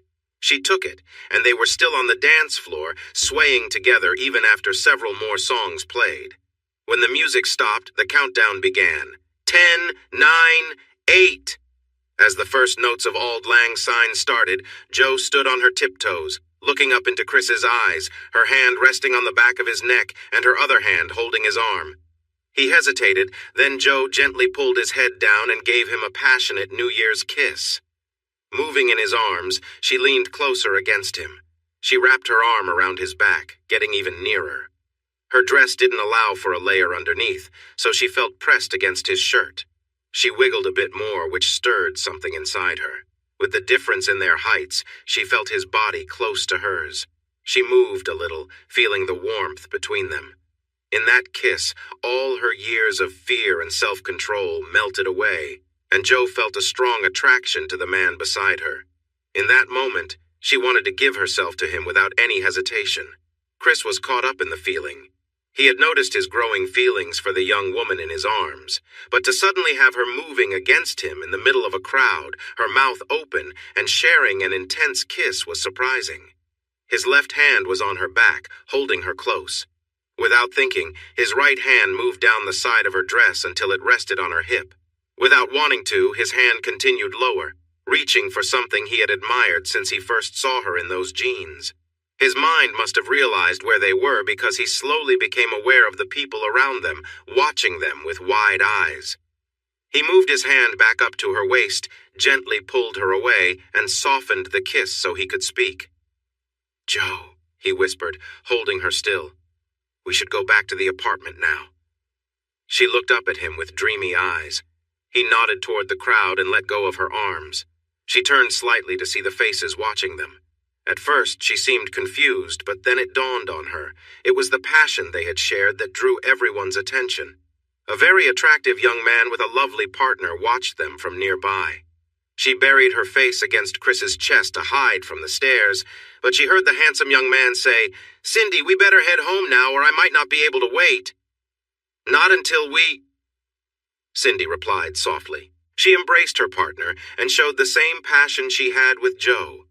Her partner responded, and they moved together as the crowd sang songs of old times.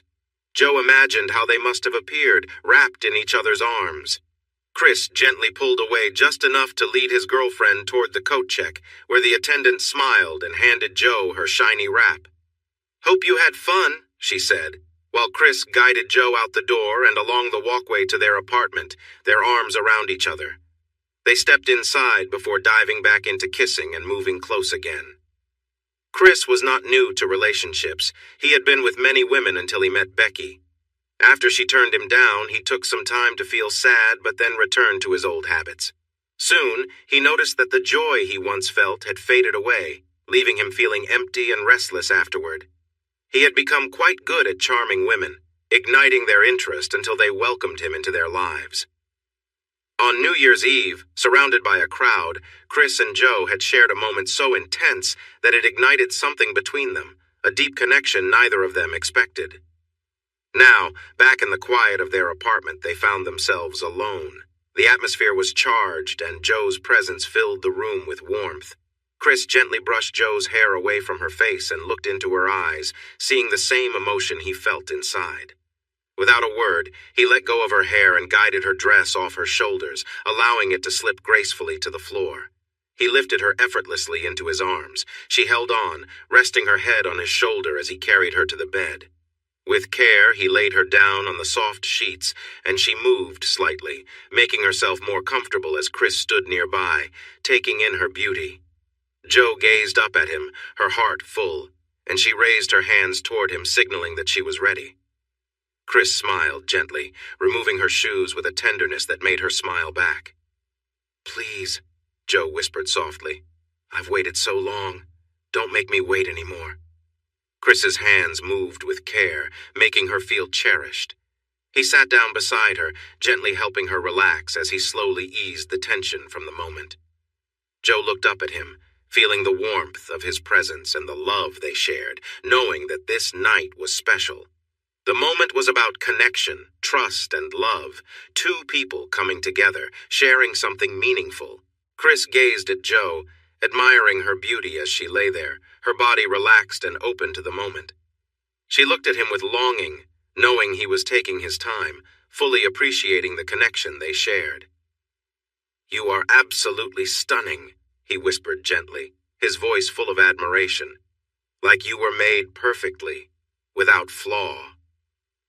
Joe's heart raced at his words, feeling the warmth of the moment between them. She reached out for him, her eyes pleading for him to come closer, the intensity of the moment building. Chris smiled softly, knowing how much this night meant to both of them.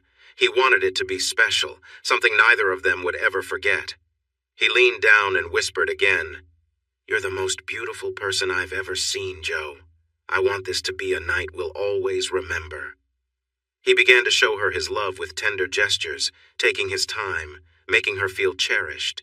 His hands moved gently, and his lips pressed soft kisses along her legs, making her smile in quiet anticipation. Joe felt the warmth of his touch, and every gentle kiss made her heart beat faster. Chris was careful and patient, knowing this moment was about their bond, their love. They shared a deep connection, and he wanted her to feel that fully. He continued to make her feel loved, and Joe's joy and happiness grew with each passing second. She knew that this night was about more than just a physical connection. It was about the love they shared, the trust between them, and the memories they were making together. As the night went on, they both felt the deep sense of closeness and understanding that had brought them together. It was a night of warmth, care, and shared love, something they would always carry with them. Joe's legs wrapped tightly around Chris, her hands holding him close as she moved with intensity, feeling completely immersed in the moment. He was focused, giving her his full attention, making sure she felt cared for.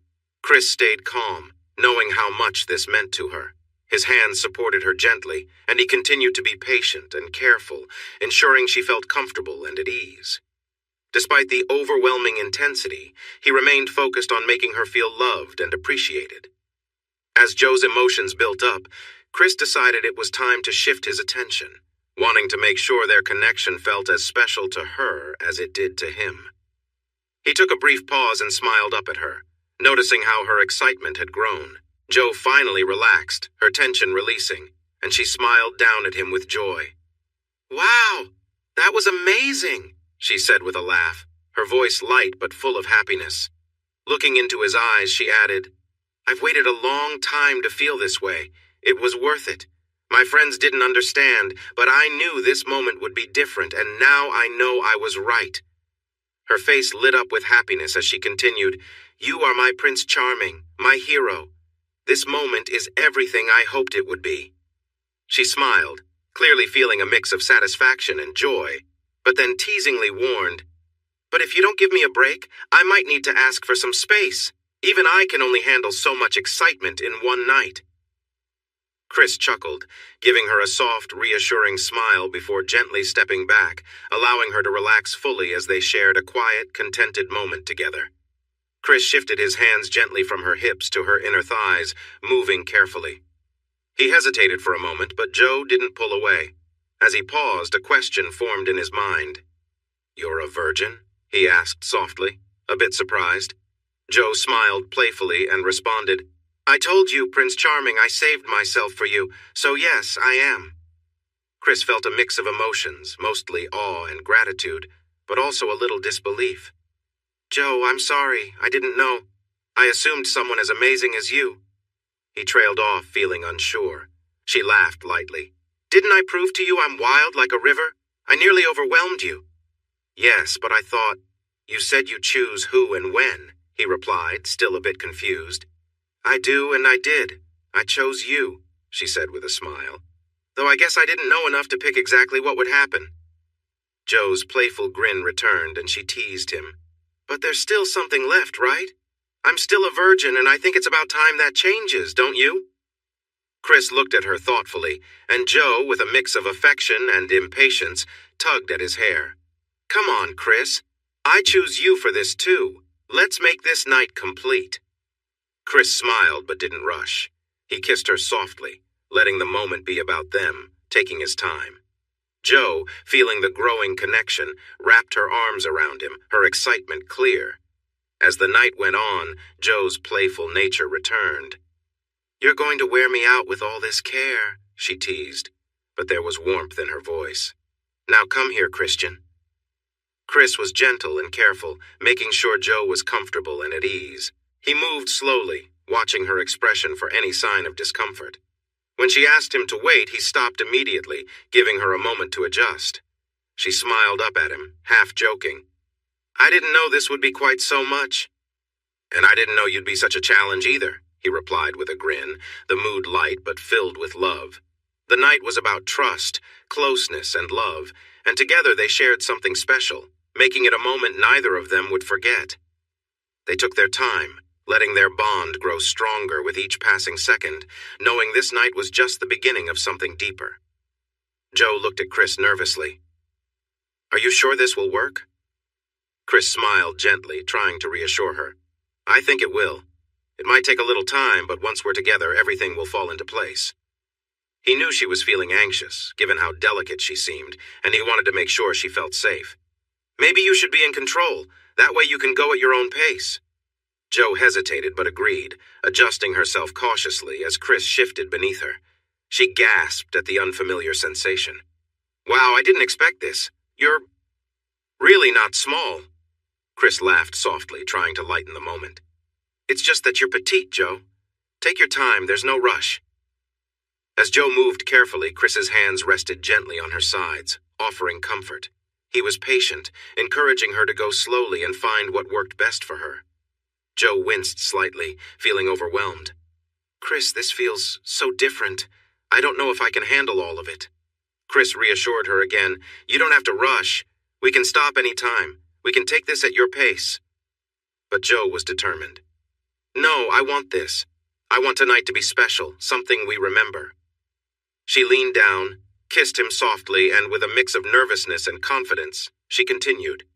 Chris admired her strength and bravery, knowing how much this meant to her. He supported her, making sure every step was comfortable. The night was filled with moments of tenderness and love as they shared something meaningful and built trust between them. Joe's focus was on their bond, knowing this experience was about connection, not just physicality. They took their time, moving together slowly, letting their love guide them through the night. Joe's eyes widened in surprise, and she gasped as she felt a sudden shift. She collapsed onto Chris's chest, letting out a soft, teasing complaint. "Ouch! That hurt, you big brute!" she said, though there was a note of amusement in her voice. Chris chuckled gently. "Hey, I wasn't the one who decided to rush things. You did that all on your own," he teased back, trying to lighten the mood. Joe giggled, shifting her hips carefully to ease the discomfort. As the sensation became more manageable, she moved with more confidence. Little by little, she explored how they fit together, testing small movements and growing more comfortable with each adjustment. Chris, lying underneath her, let his hands roam across her back, marveling at the soft yet strong feel of her body. He couldn't help but smile as he touched her, feeling closer to her with every moment. As he gently traced his fingers over her skin, he realized just how much he enjoyed this connection. Joe began to find her rhythm, becoming more confident in her movements. As she did, she leaned down and kissed him deeply, her excitement clear as she shared the moment with him. Her kisses were tender, filled with emotion, as she embraced the closeness they were experiencing. "Chris, is it always like this?" she asked breathlessly. "Will it always feel this good?" Chris, still catching his breath from their shared moment, smiled. "I don't know, Joe. You're so full of energy and so quick to learn. This is all new for me, too." Joe's curiosity bubbled up again. "But haven't you? Been with others? Am I really different?" Chris looked at her seriously, wanting her to understand how special this moment was. "Joe, I don't even remember the others right now. You are different. You're beautiful inside and out, and this moment with you feels like nothing I've ever experienced before." Joe smiled softly at his words, her insecurities fading away. She leaned in for another kiss, their connection deepening as they held each other close. The night was about more than just their physical closeness. It was about the trust and bond they were building together, something far more meaningful than either of them had expected. "You have a lovely scent and your taste is wonderful. Whether you are talking, singing, laughing, or making soft sounds, your voice is truly captivating to me. Yes, I've been with other women, and I thought I was in love with Becky, but you've shown me that my feelings for her were shallow compared to how I feel about you." She lowered her head, cozied up to him, moved closer, and softly asked, "Are you saying this just because we're close right now? Will you still feel the same in the morning?" Chris was shocked that she thought he was just playing with her feelings. He took her golden hair in his hands and raised her head to meet her gaze, wanting her to see how serious he was. But when he looked into her sparkling eyes, They were filled with joy and a little mischief. He realized she was teasing him again. He pulled her in closer and turned them over. Her eyes were wide now, still filled with playfulness. "So, is this where you just focus on yourself and forget about me?" He replied, "No, this is where I make sure we both enjoy ourselves." He followed through on his promise. He made her laugh and squeal in delight, and they shared many joyful moments together. Once she joined in more actively, she challenged him, and it filled the room with excitement. He was completely engaged, using all his energy to make the experience wonderful for both of them. At one point, he wondered if her temperature felt unusually high because she seemed so alive and vibrant, like she was radiating warmth. Even with all his determination, he found himself reaching the end sooner than he planned, unsure if they had really counted all their joyful moments. She gently shifted away but stayed close, facing him. She nestled up against him and said, "Maybe I shouldn't feel jealous about the women before. I don't think everyone is as good as you. Not really, just a person connecting with someone they truly like. But how do you, the one with less experience, know so much about all this?" She smiled and replied, "Well, there's this amazing thing called the internet. It has so much information about everything, especially relationships." He chuckled and said, "So you've been researching online?" "No, silly. They keep track of that stuff on servers and I would have gotten in trouble." Joe sat up and smiled at Chris. "I used to spend time reading a lot, especially during those long bus rides," she said, hinting at her curiosity about certain things. Chris looked at her, suddenly worried. "Wait, not my sisters?" he blurted out, horrified. She grinned mischievously. "Oh yes, your sisters were great for advice. What did you think we were talking about behind closed doors all the time? Even your mom chimed in once or twice." Chris's eyes went wide. "My mom was talking to you about that?" Joe simply patted his head, grinning, as if he only knew half the story. Later, they both fell into a deep, restful sleep. Chris dreamed of a beautiful blonde who seemed almost magical, like a goddess. In the dream, she led him on a journey of discovery, showing him things he never knew. The dream was calm, peaceful, and filled with wonder. When he woke up, Joe was lying next to him, her head resting on his chest. She looked up at him with a playful expression. Chris couldn't help but smile as he admired the moment of quiet happiness between them. Suddenly, the silence was broken by the ringing of his phone. Chris laughed, ignoring the sound. "Let's not worry about that. Let's just enjoy the morning," he said, pulling her close. Joe laughed too, playfully pushing him away. "Not today, Chris. I need some rest. We can save the rest of the day for something else." She winked, teasing him lightly. Chris smiled, knowing they shared something special. The moment was filled with warmth and affection as they settled back into each other's company, enjoying the quiet morning together, free from any distractions or worries. She looked at his phone on the nightstand, smiled, picked it up, and put it on speaker. "Say hello," she signaled with her lips. "I'm sorry, but my car warranty hasn't expired yet. Call me back in 5 years," Chris replied. Joe had to cover her mouth to stop the laughter. "Chris, stop that. We're calling because Joe isn't answering her phone, and we want to wish her a happy new year." "Where is she?" Donna asked. "Don't you want to wish your sweet brother a happy new year?" he said, pretending to be hurt. "Happy New Year, Chris," they all said together, and then Donna asked, "Now where is she?" "I'm not sure. We went to the party last night. I had too much to drink, and she left with a big guy. No telling where she is now." "Chris," his sister yelled, "you better not be lying. Joe would never do something like that." "Don't yell. My head hurts, and I feel heavy." "Are you okay? You're not having a heart attack, are you?" Diane asked quickly.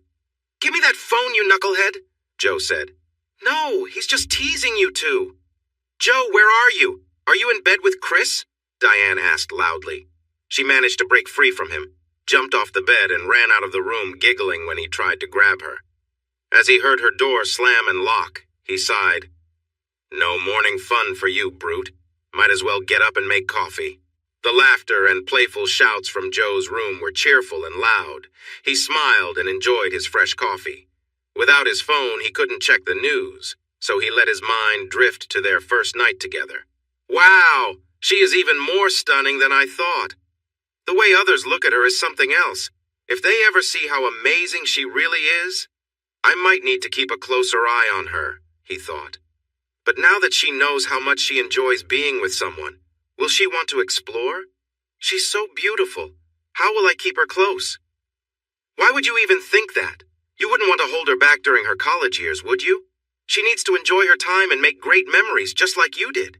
She's just 18. You can't keep her here. She deserves to experience everything. She's a star in her own right, not just someone's partner. Accept that this is her path. You had bad timing with this. Let her go and grow. Maybe one day she'll come back, though maybe not. Tough situation, my friend, but it's true. She's young, but a smart and beautiful young lady, so you need to let her find her own way. His own point of view weighed on him. He thought about adding a little something to his coffee, but changed his mind when he heard her door open. She walked toward him, wearing a loose jersey that showed a hint of white underneath, looking as nice as she had the night before in her pretty dress. Not as carefree as when she was resting on his dark sheets, but still. All thoughts of giving her space left his mind. Forget about the future. She was here with him now. She placed his phone on the counter, poured herself a cup of coffee, set it next to his, and sat right on his lap. I really love your family. They are all so sweet and fun, she said happily after giving him a quick kiss.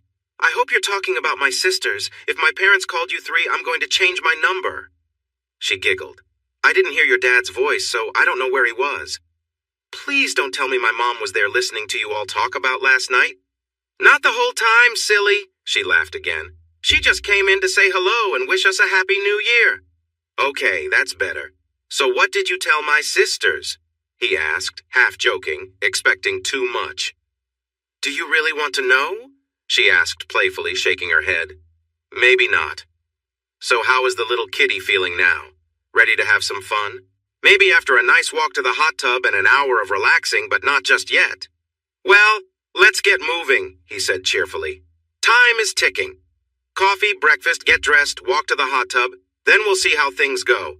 But first, I need more coffee, and then you need to make me breakfast. You can't expect me to burn all my energy without feeding me. I can't get you coffee or make breakfast with someone sitting on my lap, can I? Do you really want me to move? She asked, shifting playfully on his lap.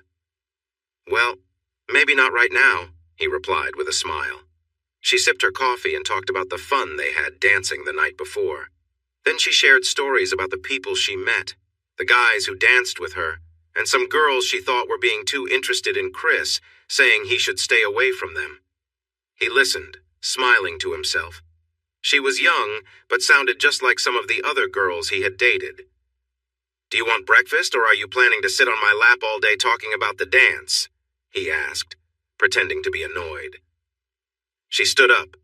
No, I'm letting you up because you need to make me another cup of coffee. Yours is better than mine, and then you need to feed me. I'm starving. He made her coffee, then cooked her breakfast and ended up feeding her literally. She sat sideways on his lap. She fed him, and he fed her. He didn't realize how he looked when the spoon got close to his mouth, but she was really cute when he pretended to fly the spoon like an airplane, making noises and moving in loops before he placed the food in her mouth. While he enjoyed delivering food like that, she liked to kiss him right after he took a bite or had a sip of coffee or milk. Breakfast took twice as long as usual, but the last few minutes were filled with her sitting close to him and being playful. He wondered if he should try something more with her, but he saw that she still felt some discomfort. After they cleaned the kitchen, they put on their swimsuits and flip-flops and strolled to the hot tubs by the central pool, holding hands and chatting. When Joe removed her cover-up, he noticed and appreciated her. Joe glanced down, giggled, looked around, and said, Not yet. Let's see how things go in the hot tub. As they prepared to enjoy the hot tub together, 2 more couples came outside. She was sitting on him, and he was being affectionate towards her when they heard the friendly voices. She returned to her seat beside him, and he leaned forward a bit to be less noticeable. There were 2 hot tubs, but the other couples spotted them and came over. I don't know if you remember us from the dance, but I'm Mary, and this is my husband, John. This is Don and his wife, Lynn. They recognized each other, and Joe and Chris invited Mary, John, Don, and Lynn to join them.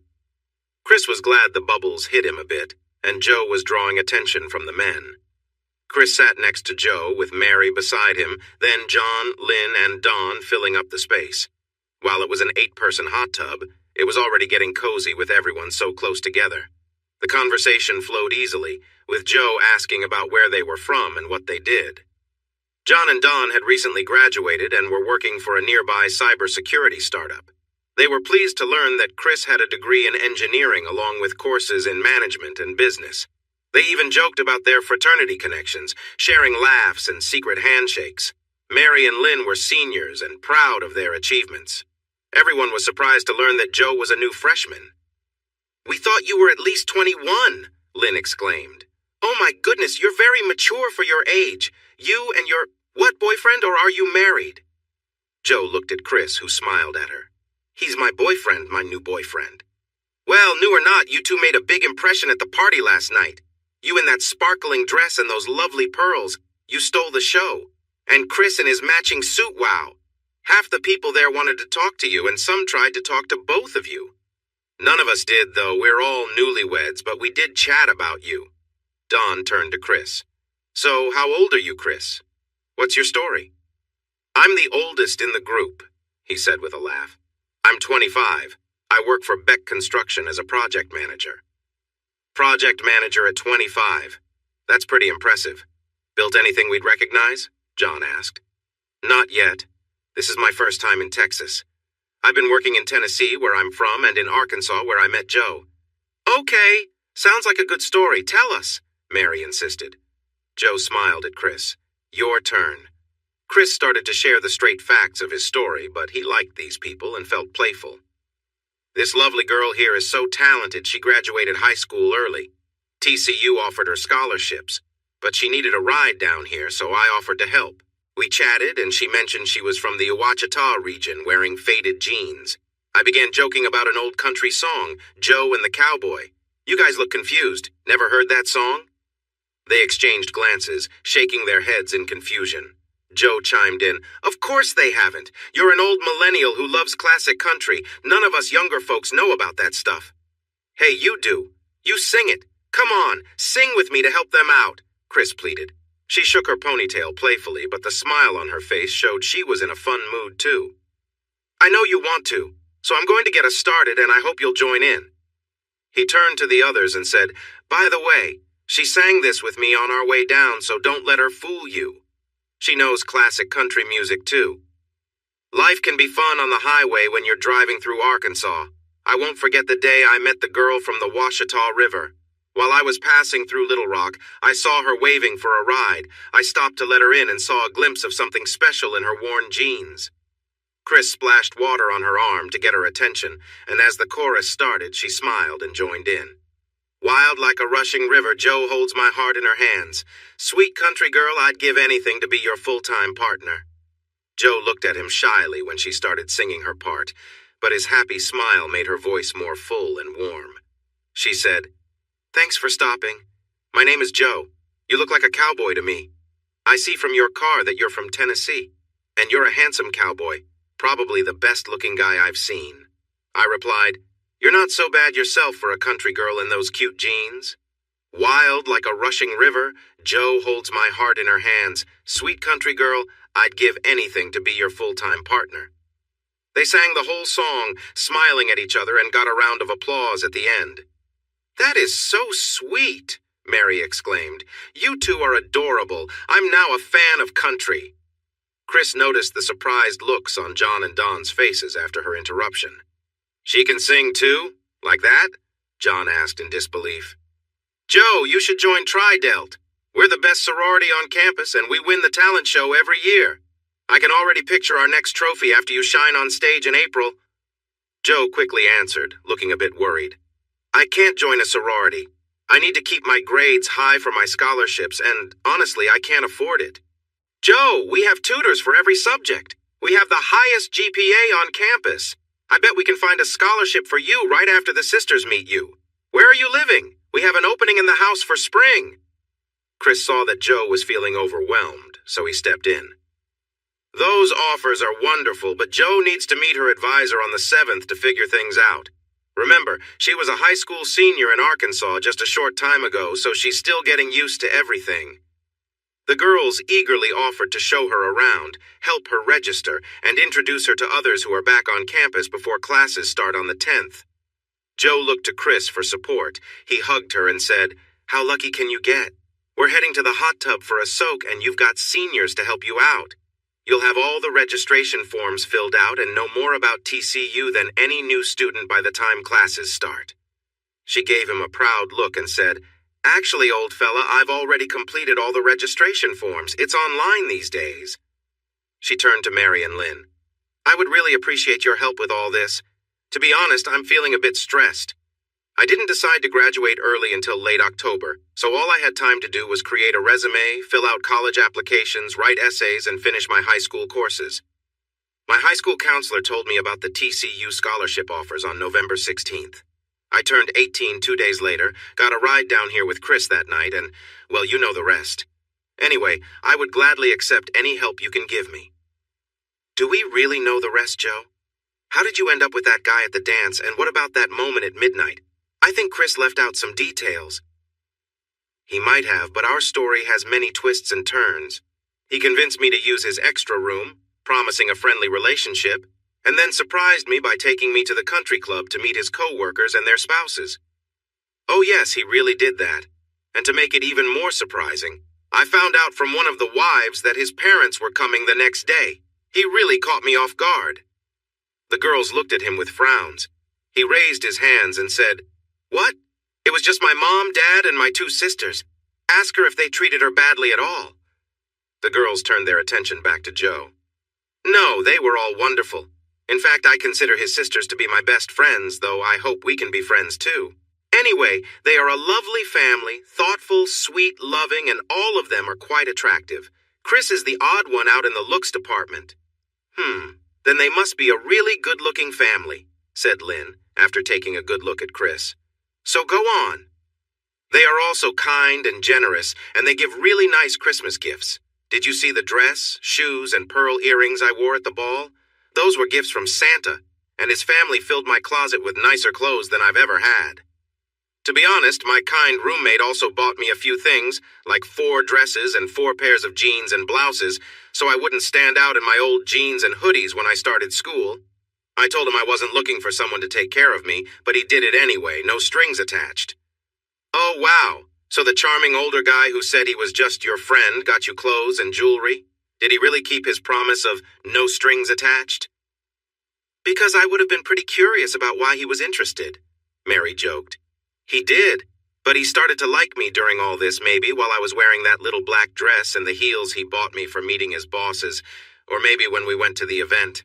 I'm not sure, but I think it was during our first run along the river. He kept falling back and watching me and had this funny expression."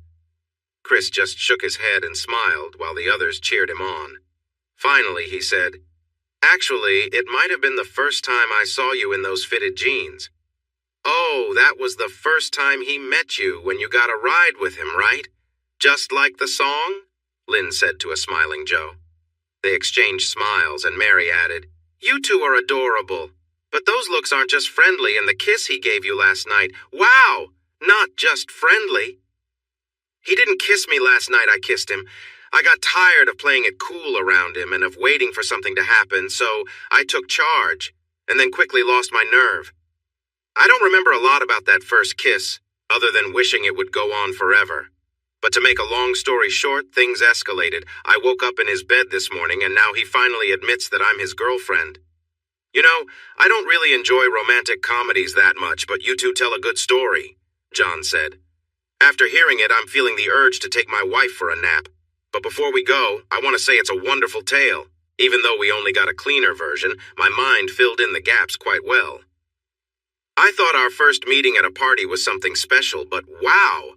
You two lived out Joe's song and created quite the story with your first kiss. That's what I call a great story. Now, my lovely wife, I'd like to stiffly walk back to our room and enjoy a nice nap with you." They got up smiling, and he didn't even try to hide his excitement. He grabbed a laughing Mary, and they started across the patio toward their room. Mary looked back. "Thanks, everyone. I can tell he really enjoyed your story." Lynn gave Don a playful look that made him blush and declared, "We need a nap too, sweetheart. My shorts are a bit damp from all this excitement." He got up with a similar look of glee, and they walked quickly down the courtyard to their apartment. This time it was Dawn who looked back and said, "Thanks. Everyone, great story," before being pulled along by Lynn. "Now, where were we?" Chris asked, playfully trying to pull her back onto his lap. No public displays of affection. Besides, Kitty is feeling great, and she wants to try some fun new things on your comfy bed," Joe said playfully. Chris laughed. "Well, I hope Kitty isn't tired because we're wide awake over here," he teased back with a grin. Joe giggled. "Nope, Kitty's ready for some fun, let's go." Thanks for watching this video. Don't forget to subscribe to Infidelity Plus to stay updated with more captivating tales of infidelity and payback. Turn on notifications so you're the first to see our latest content.